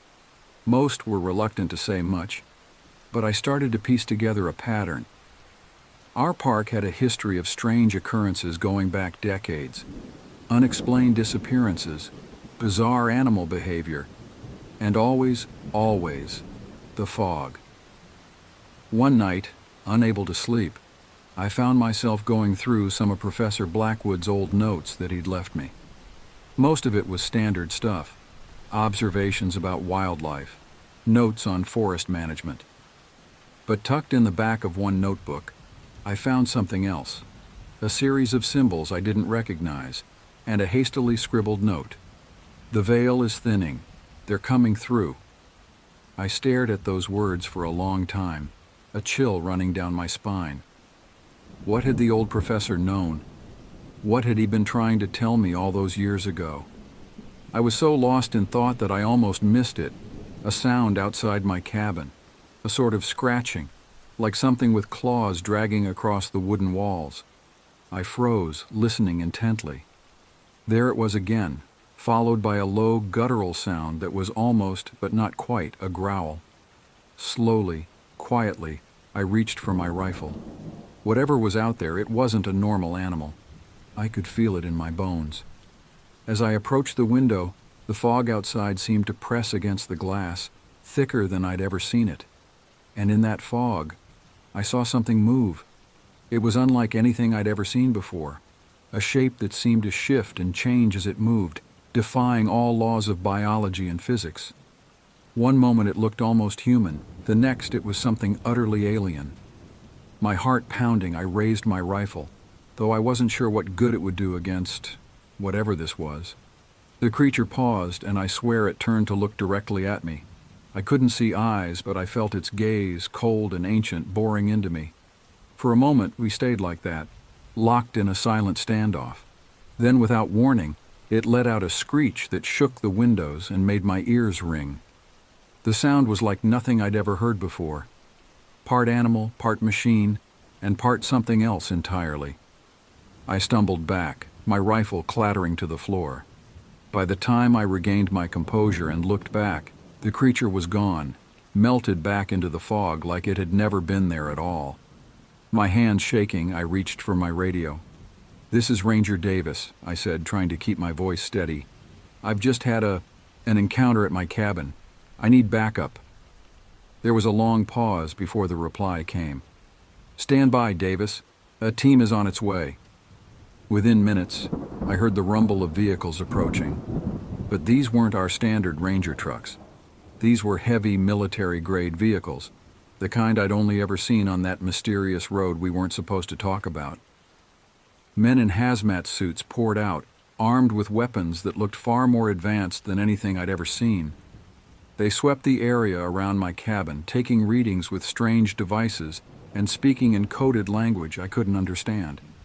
One of them approached me. "Ranger Davis, we need you to come with us." "What's going on?" I demanded. "What was that thing?" The man's face was hidden behind his mask, but I could hear the gravity in his voice. "That's classified, Ranger, but you're about to get some answers." They escorted me to one of their vehicles. As we drove through the park, I was struck by how different everything looked. The fog seemed to part for these vehicles, revealing glimpses of a forest that no longer looked familiar. Strange lights flickered between the trees, and more than once I caught sight of shapes moving in the shadows that defied description. We arrived at a facility I never knew existed, hidden deep in the heart of the park. As the heavy steel doors closed behind us, I realized I was about to learn the truth about what we'd really been guarding all these years. The debriefing lasted for hours. They told me things that shook my understanding of reality to its core. Our park, it turned out, wasn't just a nature preserve. It was a containment zone, a place where the fabric of our world grew thin, allowing things from elsewhere to slip through. The fog wasn't just weather. It was a manifestation of this weakening barrier, a visual representation of the blending of realities. And our job as rangers wasn't just to protect the wilderness, but to act as the first line of defense against incursions from beyond. They showed me footage of creatures that defied description, entities that seemed to shift and change as you looked at them. They told me about the experiments they'd been conducting, trying to understand and control these phenomena. "Why are you telling me all this now?" I asked, my head spinning from the revelations. The man who seemed to be in charge, he never gave his name, looked at me gravely. "Because the incursions are increasing. The barrier is weakening faster than we can reinforce it. We need every able body we can get, and you've proven yourself capable of handling the truth." He slid a folder across the table to me. "This is your new assignment. From now on, you're part of our special containment unit. Your job is to help us keep these things in check, to protect not just the park, but our entire reality." I opened the folder with trembling hands, scanning the documents inside. New protocols, advanced weapons training, and most intriguingly, instructions on how to recognize and potentially communicate with entities from beyond. As I read, I couldn't help but think of Professor Blackwood. Had he known about all this? Is this what he had been trying to prepare me for all along? "One more thing," the man said, interrupting my thoughts. "Once you accept this assignment, there's no going back. You'll be privy to information that would shatter most people's understanding of the world. Are you prepared for that?" I thought about everything I'd seen, about the years I'd spent in this park, always feeling like there was something more going on beneath the surface. I thought about the promise I'd made to protect this land and all who visited it. "I'm in," I said, my voice firmer than I felt. The man nodded. "Good. Training starts tomorrow. Get some rest, Ranger. You're going to need it." As I was escorted to my new quarters, I couldn't help but feel a mix of fear and excitement. The world as I knew it had changed forever, but I was now part of something bigger than I could have ever imagined. Little did I know this was just the beginning of a journey that would take me to the very edges of reality and beyond. The next few months were a whirlwind of intense training and mind-bending experiences. I learned to use technology that seemed centuries ahead of anything I'd known before. We practiced containment procedures for entities that defied the laws of physics. I even began to understand some of the strange symbols I'd seen in Professor Blackwood's notes. A language of sorts, used to communicate with some of the more benign interdimensional visitors. But nothing could have prepared me for my first real mission as part of the containment unit. It started with a routine patrol. The fog was thicker than usual that day, swirling and pulsing in a way that we now recognized as a sign of increased interdimensional activity. My partner, a seasoned agent named Sarah, and I were checking the perimeter of a known weak spot in the barrier. That's when we heard it. A sound like reality itself was tearing. A rift opened up right in front of us, a swirling vortex of colors that hurt to look at directly. And through that rift came something. It was massive, easily the size of a house, with countless writhing tentacles and eyes that seemed to look in all directions at once. As it emerged, the very air around it seemed to warp and twist. Sarah and I sprang into action, deploying our containment gear. Beams of energy shot from our devices, creating a field around the entity. It roared, if you could call that mind-shattering sound a roar, and lashed out with its tentacles. For what felt like hours, we struggled to contain it, to push it back through the rift. Other teams arrived, bringing more advanced equipment. The entire time I could feel the creature's alien consciousness pressing against my mind, trying to break through.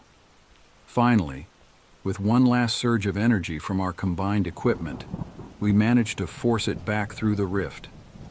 As soon as it was through, our tech team sealed the breach, closing off that weak point in reality. As we stood there, panting and exhausted, I realized that this was what I'd been training for. This was the true purpose of our park, of our entire organization, to stand as the thin line between our world and the chaos that lay beyond. Over the next few years, I participated in countless operations like this. Some were successful, others less so. We lost good people along the way, taken by entities we couldn't contain or lost in dimensions we couldn't reach. But we also made incredible discoveries. We learned to communicate with some of the more peaceful interdimensional beings, gaining knowledge that advanced our understanding of the universe by leaps and bounds. We found ways to stabilize some of the weaker points in the barrier, reducing the number of incursions. And through it all, I often thought back to Professor Blackwood. I wondered how much he had known, how much of this he had experienced himself. In a way, I felt like I was carrying on his legacy, protecting the park and the world in ways I never could have imagined when I first started as a simple forest ranger. Today, as I write this account, I'm sitting in my office overlooking the park. The fog is out there, as always, hiding secrets that most of the world will never know. Tourists come and go, marveling at the natural beauty, unaware of the other realities that brush against ours in this place.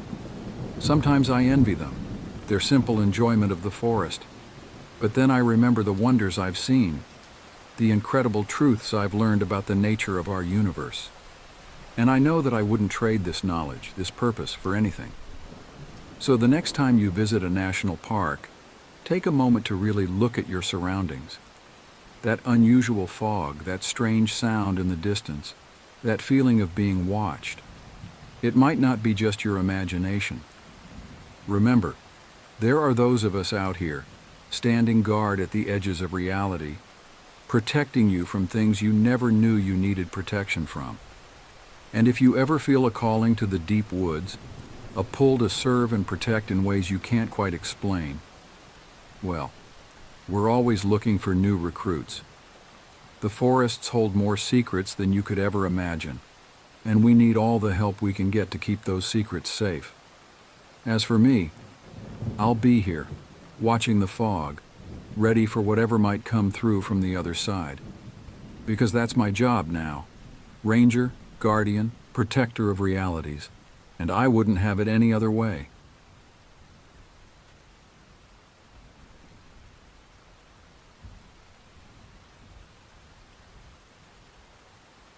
My father told me a story once. I'll never forget it for a few reasons. I think it's the first story he's ever told me as a child. It's also the story of how my grandfather had died. But honestly, that isn't the reason. You hear stories on TV, or sometimes you overhear something in public. People talk about ghosts or aliens, and you think to yourself, that isn't real. They're making it up, or they're mistaken. They're crazy. Something like that. You can't just believe it. That is, Until something happens to you. Something that brings it all together. Connects the dots in a way that you didn't think of before. Maybe it happened to you, or maybe you hear about the same story again and again from different people. It doesn't take long for the world to become a lot bigger than you thought it was. I remember the night my father told me this story. I was about 12 years old, and we were sitting on the porch of our old farmhouse in Ohio. The sun had just set, and the first stars were beginning to appear in the darkening sky. There was a chill in the air, and Dad had wrapped an old quilt around my shoulders. He seemed different that night, more serious than usual. His eyes had a faraway look, as if he was seeing something beyond the fields that stretched out before us. "Son," he said, his voice low and gravelly, "there's something I need to tell you. Something about your grandfather and about the night he died." I sat up straighter, suddenly alert. Grandpa had died before I was born, and Dad rarely spoke about him. This was new territory, and I could sense the importance of the moment. Dad took a deep breath, as if steeling himself for what he was about to say. "What I'm going to tell you, it's going to sound crazy, but I need you to listen, and I need you to understand that every word of it is true." And then he began his tale, a tale that would change the way I saw the world forever. "Your grandfather and I, we used to go hunting together, not for sport, mind you, but because we needed the money. Times were tough back then, and we'd hunt coyotes for their pelts. $50 a skin, it helped put food on the table." He paused, lost in memory for a moment. "Sometimes, if we were lucky, we'd come across a deer. Our landlord didn't mind us taking one now and then, and it would feed the family for days." I nodded, trying to imagine my father as a young man, out in the woods with his own father. It was an image that both excited and unsettled me. "This particular night," Dad continued, "we were out later than usual. We'd had no luck with the coyotes, and we were hoping to at least bring home some venison. We were cutting through the woods on our way back home when we came upon something." His voice had dropped to almost a whisper, and I found myself leaning in closer to hear. "At first we thought it was the work of coyotes or maybe a pack of feral dogs. There was blood everywhere, splattered on the trees, soaking into the grass, turning the creek water red. But as we got closer, we realized this was something else entirely." Dad's eyes had taken on a haunted look, and I felt a chill that had nothing to do with the night air. "You see, son, when predators like wolves or coyotes hunt, they do it clean. They'll single out the weak or the sick, run it down, and make a quick kill. What we saw that night, it wasn't a hunt. It was a massacre." He described the scene in vivid detail, the torn bodies of the deer, parts strewn about as if whatever had attacked them had done so out of pure savagery rather than hunger. As he spoke, I could almost see it, could almost smell the coppery scent of blood in the air. "Your grandfather, he was a brave man. Foolishly brave, maybe. He decided we needed to track whatever had done this, to put it down before it could hurt anyone else. I wanted to go home, to call for help, but he insisted. Said it was our duty." Dad's voice cracked a little, and he paused to collect himself. I sat in silence, both terrified and captivated by the story. We followed the trail of blood deeper into the woods. The further we went, the more wrong everything felt. The woods were too quiet, like every living thing was holding its breath. And then we started hearing noises. He trailed off, his eyes unfocused, as if he was back there in those woods, reliving that terrible night. "What kind of noises, Dad?" I whispered, almost afraid to ask. He turned to look at me, and the fear I saw in his eyes made my blood run cold. "Noises no animal should make, son. Screams that sounded almost human, but not quite. And underneath it all, this low, rumbling growl that seemed to come from everywhere and nowhere at once." As he continued his story, describing their terrifying trek through the darkening woods, following the trail of a creature they couldn't identify, I found myself glancing nervously at the shadows beyond our porch. The familiar landscape of our farm suddenly seemed alien and threatening. Little did I know that this story, as horrifying as it was just the beginning. That night would set in motion a chain of events that would lead me to my own encounter with something beyond explanation, something that would make me question everything I thought I knew about the world. But for now, I sat and listened, as my father's words painted a picture of a night that ended in tragedy and terror, a night that would haunt him for the rest of his life. My father's voice grew more strained as he continued. We kept following the trail, even as every instinct told us to turn back. The sounds were getting louder, more frenzied. It was like the whole forest had gone mad.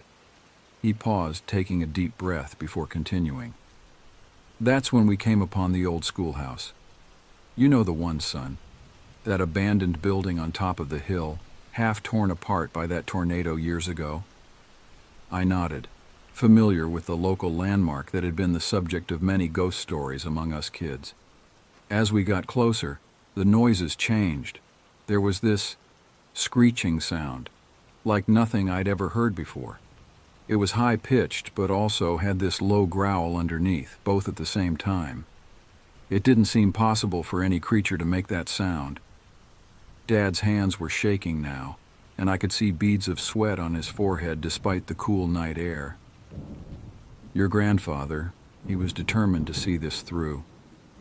We crept up to about 20 yards from the schoolhouse when we heard another sound. It was, God, I don't even know how to describe it. Like paper being torn, but mixed with the sound of water sloshing in a bucket. He looked at me, his eyes haunted. Your grandfather whispered to me then. He said we were about to corner our prey, that any animal will fight when it's cornered. He thought it was probably a single rabid dog, but deep down I think we both knew it was something much worse. Dad's voice dropped to barely above a whisper. The plan was to sneak up while it was eating, shoot it, and keep shooting until it stopped moving. If it got to your grandfather, it was my job to shoot or stab it until it got off him. I felt a chill run down my spine at the grim determination in my father's voice. We approached slowly, me right behind your grandfather. And then we saw it. Dad's eyes seemed to lose focus, as if he was seeing that terrible sight all over again. It was leaning over a carcass, tearing off flesh and just throwing it. There was blood everywhere, glistening in the moonlight. The creature, it looked almost like a man, but not quite human. It had arms and legs like ours, but it was sitting like a monkey, all hunched over. And its hands, they weren't normal. Long fingers with claws at the end. I could feel my heart pounding in my chest, the story coming to life in my mind with vivid, terrifying detail. Your grandfather hesitated. He wasn't about to fire at what looked like a person, so he cleared his throat, trying to get its attention. Dad's voice cracked. Son, I swear, in that moment, all sound just stopped. I've never heard true silence before that, and never again afterwards. For 2 seconds, nothing made any noise. Nothing. He took a shuddering breath. And then the thing turned around. It let out this ungodly cry and pounced on your grandfather. He got a shot off, but I think he missed. If he hit it, it didn't even faze the creature. Tears were forming in Dad's eyes now. It was on him in an instant, tearing entire parts of him off. I started shooting it point blank with my .22, but the thing barely bled. I got off 5 rounds and then started hitting it with the butt of the gun. But it didn't even budge, didn't even seem to notice I was there. I felt sick to my stomach, but I couldn't look away, couldn't stop listening. It tore out his throat, ripped his nose clean off and gouged out his eyes. Then it scalped him and started digging in. I don't exactly remember what happened next, but somehow your grandfather's knife ended up in the thing's shoulder, and what was left of your grandfather ended up on my back. Dad's voice was barely audible now. I ran faster than I've ever run before or since.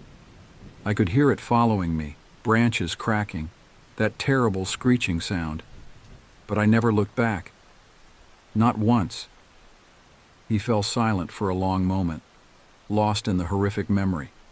When he spoke again, his voice was hollow. I tripped and fell in some gravel.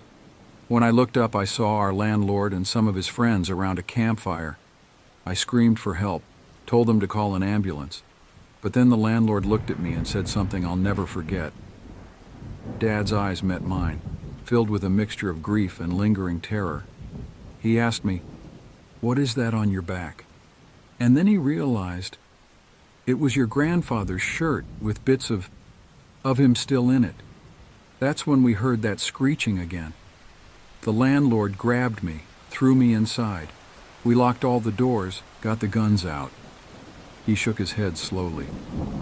The creature circled the house all night. We could hear it, see glimpses of it through the windows. It only left when the sun came up.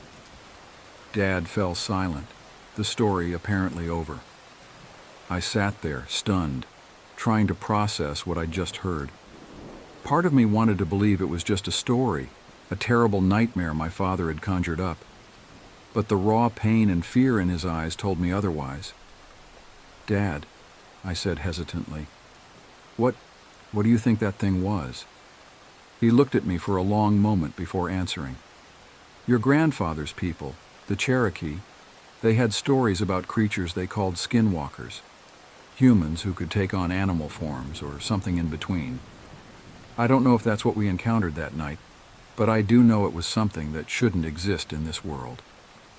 As we sat there in silence, the night seeming darker and more ominous than before, I realized that my understanding of the world had fundamentally shifted. There were things out there, terrible things, that defied explanation.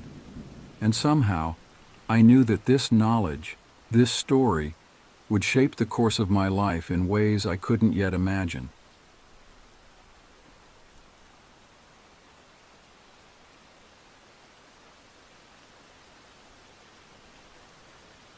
When I was younger, I used to work for a plumbing company down in Arizona.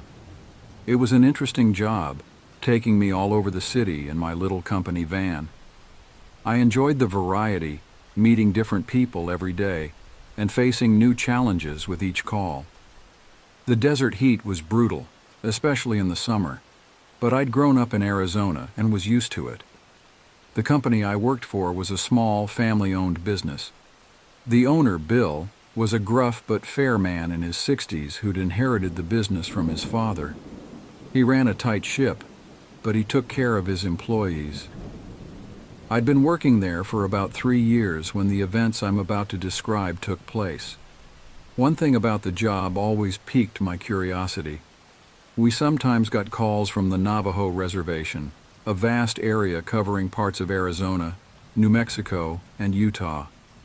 However, there was a strict company policy that we weren't allowed to go there. I never understood why, and whenever I asked my boss about it, he'd either dodge the question or give me vague, unsatisfactory answers. The most common response was that our car insurance wouldn't cover us if anything happened out there. Given that I drove a pretty big van filled with expensive equipment, this explanation seemed somewhat plausible. But there was always something in Bill's eyes when he said it. A flicker of, was it fear? It made me wonder if there was more to the story. I'd asked about it a couple of times over the years, but Bill always shut down the conversation quickly. It became something of a running joke among the other plumbers, the mysterious no-go zone of the Navajo Reservation. We'd speculate about what could be out there that was so dangerous for plumbers. Some of the guys came up with wild theories involving government conspiracies or ancient curses. I laughed along, but a part of me couldn't shake the feeling that there was something more to it. Then came the night that changed everything. It was a Friday, and we'd had a particularly tough week.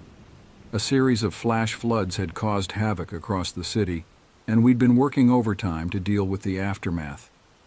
Bill invited us all over to his place for a few beers, a rare occurrence that none of us were going to pass up. His house was an old ranch-style place on the outskirts of town, with a view of the desert that seemed to stretch on forever. As the night wore on and the beer flowed freely, the other guys gradually headed home until it was just Bill and me left, sitting on his back porch, watching the stars come out. Maybe it was the beer, or maybe it was the exhaustion from the long week, but Bill seemed more relaxed than I'd ever seen him. His usual gruff demeanor had softened, and there was a far-off look in his eyes as he stared out at the darkening desert. I decided to take a chance. "Hey, Bill," I said, trying to keep my tone casual. "I've always wondered, what's the real reason we don't take jobs on the reservation?" I expected him to brush me off as he always had before, but to my surprise he was quiet for a long moment, then let out a heavy sigh. "You really want to know, kid?" he asked, his voice low and serious. I nodded, suddenly feeling a chill despite the warm night air. Bill took a long pull from his beer, then set it down with a clink that seemed unnaturally loud in the quiet night. "It was about 15 years ago," he began, his voice taking on a distant quality, as if he was seeing it all play out again in front of him. "Before I was the boss, I was just a plumber like you. Back then, the company policy was more flexible. We take a few contracts on the reservation now and then." He paused, taking another swig of beer. I waited, hardly daring to breathe, afraid that if I interrupted, he might change his mind about telling the story. "There was this one job," he continued. "Got a call from a man who claimed to be a dark magic man?" Bill's voice caught a little on the words, as if he was uncomfortable even saying them. I didn't know what that meant at the time, and frankly I didn't care. A job was a job, and money was money. Bill's eyes met mine, and I was startled by the intensity I saw there. The man was old, real old, barely spoke English, made communicating a real challenge. But he said there was something in his basement that needed fixing, so I went out there. As Bill spoke, painting a vivid picture of his arrival at the old man's isolated house, I found myself leaning forward, completely engrossed in the story. The desert night seemed to grow darker around us, the silence deeper, as if the very air was listening to Bill's tale. When I got there, the place was empty. No sign of the old man, just a note on the door. Bill's voice had dropped to almost a whisper now. "Leak in basement. Don't look around." That's all it said. He shook his head, a rueful smile on his face. I should have turned around right then and there. Should have gotten in my van and driven away as fast as I could. But I didn't. I was young, cocky, thought I could handle anything. So I went inside. As Bill described his descent into the basement, the eerie silence, the dripping sound that led him to the leaky pipe, I felt a growing sense of dread. Something terrible was coming. I knew it, but I couldn't have guessed just how horrifying it would be. "I was working on the pipe when I heard it," Bill continued, his eyes now fixed on some point in the distance. "A scratching sound like something wooden being scraped. At first I thought it was just a pet, maybe a dog, but then I heard the voice." Bill's hands were shaking now, and not just from the beer. It was coming from behind this door in the corner of the basement, a heavy wooden door with 3 big padlocks on it. The voice, it sounded like a little girl, begging for help. I felt my blood run cold as Bill described his frantic attempts to open the door, his growing horror as he realized something was terribly wrong. The way the voice knew his name, the inhuman feet he glimpsed under the door, each detail added to the mounting terror of the story. "I ran," Bill said, his voice hoarse. "I ran faster than I've ever run in my life. I could hear it behind me, that thing, whatever it was. It was screaming, shaking the whole house. I made it to my van somehow, drove off like the devil himself was chasing me." He fell silent then, staring into his empty beer bottle as if it held the answers to the universe. I sat there, my mind reeling, trying to process what I'd just heard. "Bill," I said finally, my voice sounding strange to my own ears. What do you think that thing was?" He looked at me then, and the fear I saw in his eyes made my heart skip a beat. "I don't know, kid. I don't want to know. But I do know this. There are things out there, things that don't fit into our nice, safe view of the world, things that are better left alone." We sat in silence for a long time after that, each lost in our own thoughts. As I drove home that night, the dark desert stretching out on either side of the road, I couldn't shake the feeling that the world had suddenly become a much larger, much more terrifying place. From that day on, I never questioned our company's policy about the reservation again. But I also found myself looking at the world differently, always aware that behind the facade of normalcy, there might be things lurking that defied explanation. Years later, long after I'd left that job and moved on to other things, I still think about Bill's story. I've never been able to shake the feeling that there's more out there than we know, more than we can explain. And sometimes on dark nights when the wind whispers through the desert, I find myself wondering about that basement, that door, and what might be waiting behind it. Because once you've glimpsed the truth about the world, once you've heard a story like Bill's, you can never really go back to believing that the universe is simple or safe. You're left with the knowledge that there are things out there in the darkness, things that are better left undisturbed. And all you can do is hope that they stay there on their side of the door, in the shadows where they belong. The revelation from Bill that night changed more than just my perspective on the world. It changed how I approached my job, how I interacted with clients, and even how I viewed the landscapes around me. The vast open deserts of Arizona no longer seemed like empty expanses of sand and rock. Now they felt like they could be hiding anything, concealing secrets in their endless canyons and shadowy mesas. For weeks after that night, I found myself jumpy on the job.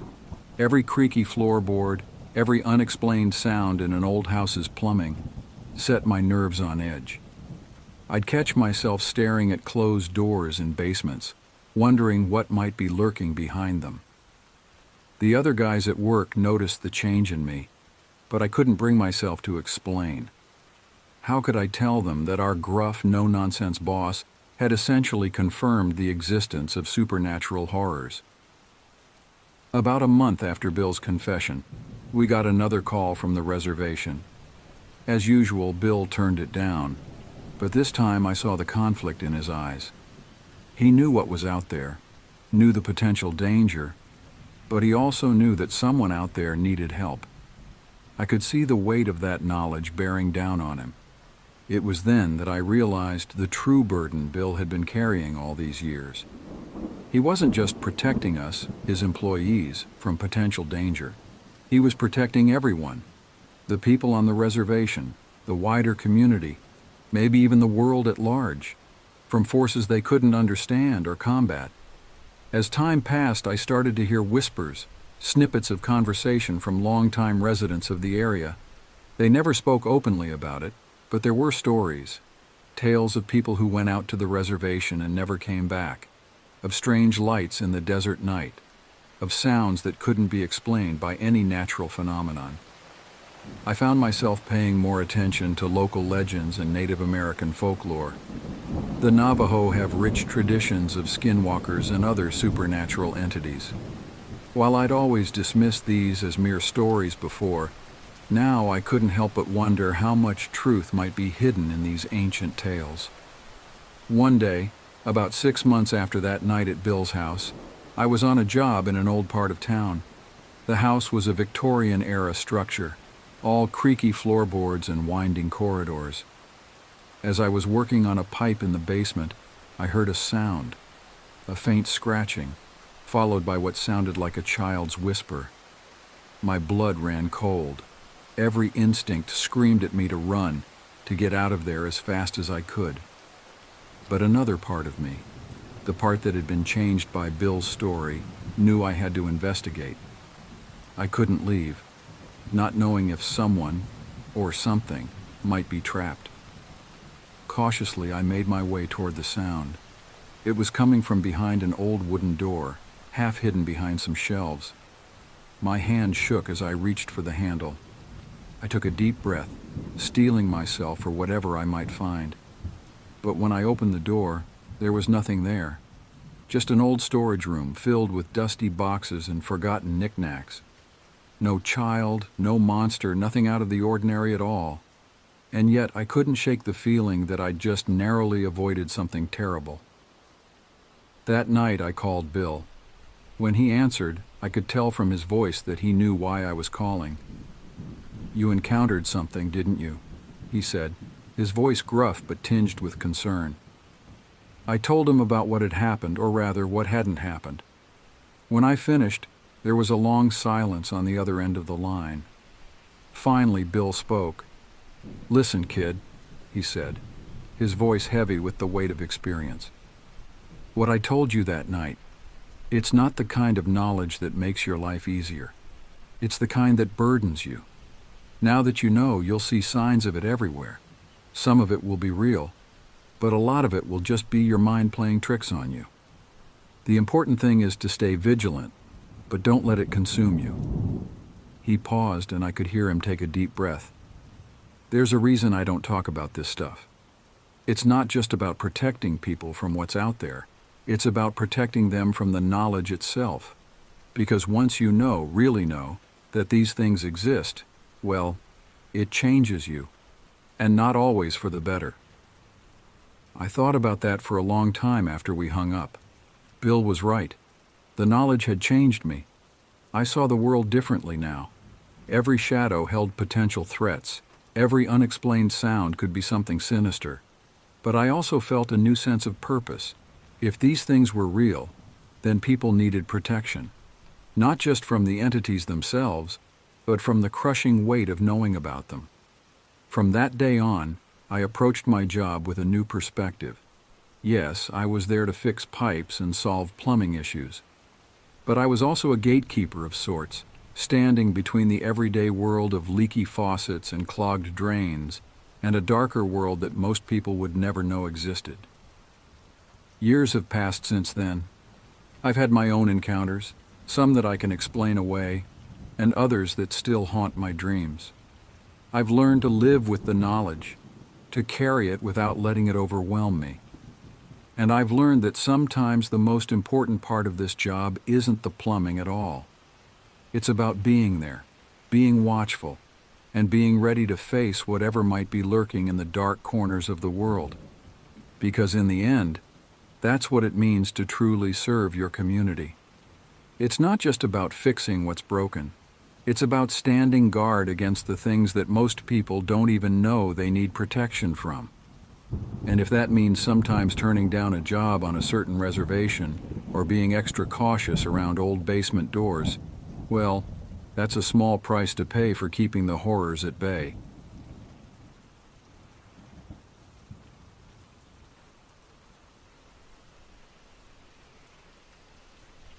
My name is Aidan Callahan, and the events I'm about to recount still haunt me to this day. It's a tale that challenges the boundaries of what we consider reality, a story that begins in the serene wilderness of northern Minnesota and ends in the restless nights of a man forever changed. I was 32 when it all began, a software developer burned out by the relentless pace of Silicon Valley. The decision to leave it all behind came after a particularly grueling project that left me questioning my life choices. I yearned for simplicity, for a connection with nature that I had lost amidst the gleaming skyscrapers and endless lines of code. That's how I found myself, in the spring of 2021, purchasing a modest cabin nestled deep in the Boundary Waters. It was a far cry from my sleek San Francisco apartment. No high-speed internet, no food delivery apps, just the whisper of wind through the pines and the occasional call of a loon across the lake. The cabin itself was rustic but charming, a single-story structure with a small loft bedroom. The previous owner, an elderly gentleman named Gus, had maintained it well. He seemed almost reluctant to sell, his eyes clouding with an emotion I couldn't quite place as he handed over the keys. "Take care of yourself out here," he said, his weathered hand lingering on my shoulder. "The woods, they have their own rules." I dismissed his cryptic warning as the ramblings of an old man, too excited by the prospect of my new life to give it much thought. The first few months were idyllic. I spent my days hiking, fishing, and working on a novel I had always dreamed of writing. The solitude, far from being oppressive, felt liberating. To make ends meet, I took a job at the local general store in the nearest town, about 30 miles away. It wasn't much, but it kept me in supplies and gave me a chance to interact with people a couple of times a week. The store's owner, a gruff but kind-hearted woman named Maggie, took me under her wing, introducing me to the tight-knit community. It was through Maggie that I met Olivia, a wildlife biologist studying the wolf populations in the area. She was passionate about her work, her green eyes lighting up whenever she talked about the intricate ecosystems of the northern forests. We struck up a friendship, and she would often stop by the cabin to share a cup of coffee and swap stories. As autumn approached, bringing with it a riot of color to the forest, Olivia's visits became less frequent. "The wolves are acting strange," she confided during one of her stops. "More aggressive, moving in patterns we've never seen before." There was a tension in her voice that I hadn't heard before, a wariness that seemed out of character for her usually optimistic demeanor. It was around this time that I began to notice changes in the woods around my cabin. Subtle at first, broken branches where there shouldn't be any, strange tracks in the mud that didn't match any animal I knew. I chalked it up to my city-bred imagination, still adjusting to the wildness of my new home. But then came the night that changed everything. It was a Tuesday in late October. I had just finished my shift at the store and was making the long drive back to the cabin. The night was unusually still, the darkness between the trees seeming deeper, more absolute than usual. As I rounded the final bend in the road, my headlights swept across a sight that made my blood run cold. My front door was wide open, swinging gently in a breeze I couldn't feel. I sat in my idling car, staring at the open door, my mind racing. Had I forgotten to lock up? No, I was always careful about that, especially after Olivia's warnings about the increasingly bold wildlife. A break-in seemed unlikely. Who would come all the way out here to rob a simple cabin? Steeling my nerves, I reached into the glove compartment for the flashlight I kept there. Its weight in my hand was reassuring, but I knew it would be little defense against whatever might be waiting inside. I considered driving back to town, maybe calling the local sheriff, but something, curiosity, stubbornness, or perhaps something more primal, compelled me to investigate. As I approached the cabin, a smell hit me, something I struggle to describe even now. It was a mixture of wet earth, decaying leaves, and something else. Something musky and animal, yet not quite like any animal I'd encountered in my time here. The odor seemed to ooze from the darkness beyond the open door, making my stomach churn. I retreated to my car, grabbing the tire iron from the trunk. It wasn't much of a weapon, but it made me feel a little safer. Armed with the tire iron in one hand and my flashlight in the other, I slowly entered my home, every nerve on high alert. The beam of my flashlight revealed a scene of subtle chaos. A chair was overturned in the living room. Muddy footprints tracked across the floor, too large to be human and oddly shaped, with long curved impressions that might have been claws. My throat tightened as I followed their path deeper into the cabin. In the bedroom, the covers on my bed were rumpled, as if something had been lying there. On the pillow, I found several long, coarse hairs that didn't belong to any animal I could identify. They were dark, almost black, and seemed to shimmer oddly in the beam of my flashlight. The bathroom mirror was shattered, shards of glass littering the sink and floor.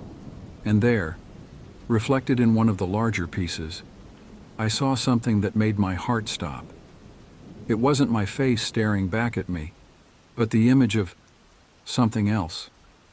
Something with glowing amber eyes and a muzzle full of sharp teeth.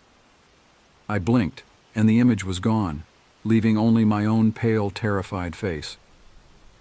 I backed out of the bathroom, my mind reeling. What was happening? Was I losing my grip on reality? Or was there something in these woods, something that defied explanation? I spent the rest of the night on high alert, jumping at every creak of the floorboards, every rustle of leaves outside. Sleep was out of the question. Instead, I sat in my living room, tire iron clutched in my hands, watching the door and windows for any sign of intrusion. As the first light of dawn began to filter through the trees, I felt some of the tension leave my body. Whatever had been here seemed to have gone, but I knew I couldn't stay. This place, which had once been my refuge, now felt tainted, unsafe. I packed a bag with some clothes and essentials, my hand shaking as I moved around the cabin. As I was about to leave, I noticed something on the kitchen table that hadn't been there before. It was a small, intricately carved figurine, made of what looked like bone. It depicted a creature that was part man, part beast, with long claws and a wolf-like head. I didn't touch it, but I couldn't shake the feeling that it had been left as some kind of message or warning. I left the cabin that morning and never returned.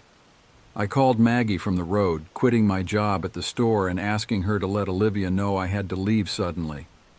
I drove south, not stopping until I reached Minneapolis, trying to put as much distance between myself and those woods as possible. In the years since, I've tried to rationalize what happened, to explain it away as an overactive imagination or perhaps a vivid dream. But deep down, I know the truth. There are things in this world that we can't explain, things that lurk in the shadows of the forest, waiting. And sometimes, if we're not careful, they find their way into our lives, leaving us forever changed. I still dream of that night sometimes. In my nightmares, I hear the creaking of my cabin door swinging open, smell that terrible alien odor. I see those amber eyes gleaming in the darkness, filled with an intelligence that is decidedly not human. I have never told this story before, partly out of fear of not being believed, partly out of fear that speaking it aloud might somehow make it more real. But as the years have passed, I've come to realize that keeping it bottled up inside is its own kind of torment. So I share it now as a warning. If you ever find yourself alone in the wilderness, and you come home to find your door standing open, don't go inside. Don't investigate. Just turn around, get in your car, and drive away as fast as you can. Because some mysteries are better left unsolved, and some doors, once opened, can never truly be closed again. The wilderness holds secrets, ancient and primal. And sometimes when we venture too far from the safety of civilization, those secrets find us. I learned this lesson the hard way, in a lonely cabin in the Minnesota woods. And not a day goes by that I don't wonder about what might have happened if I had heeded old Gus's warning, if I had recognized the whispers in the pines for what they truly were. Not an invitation, but a warning to stay away.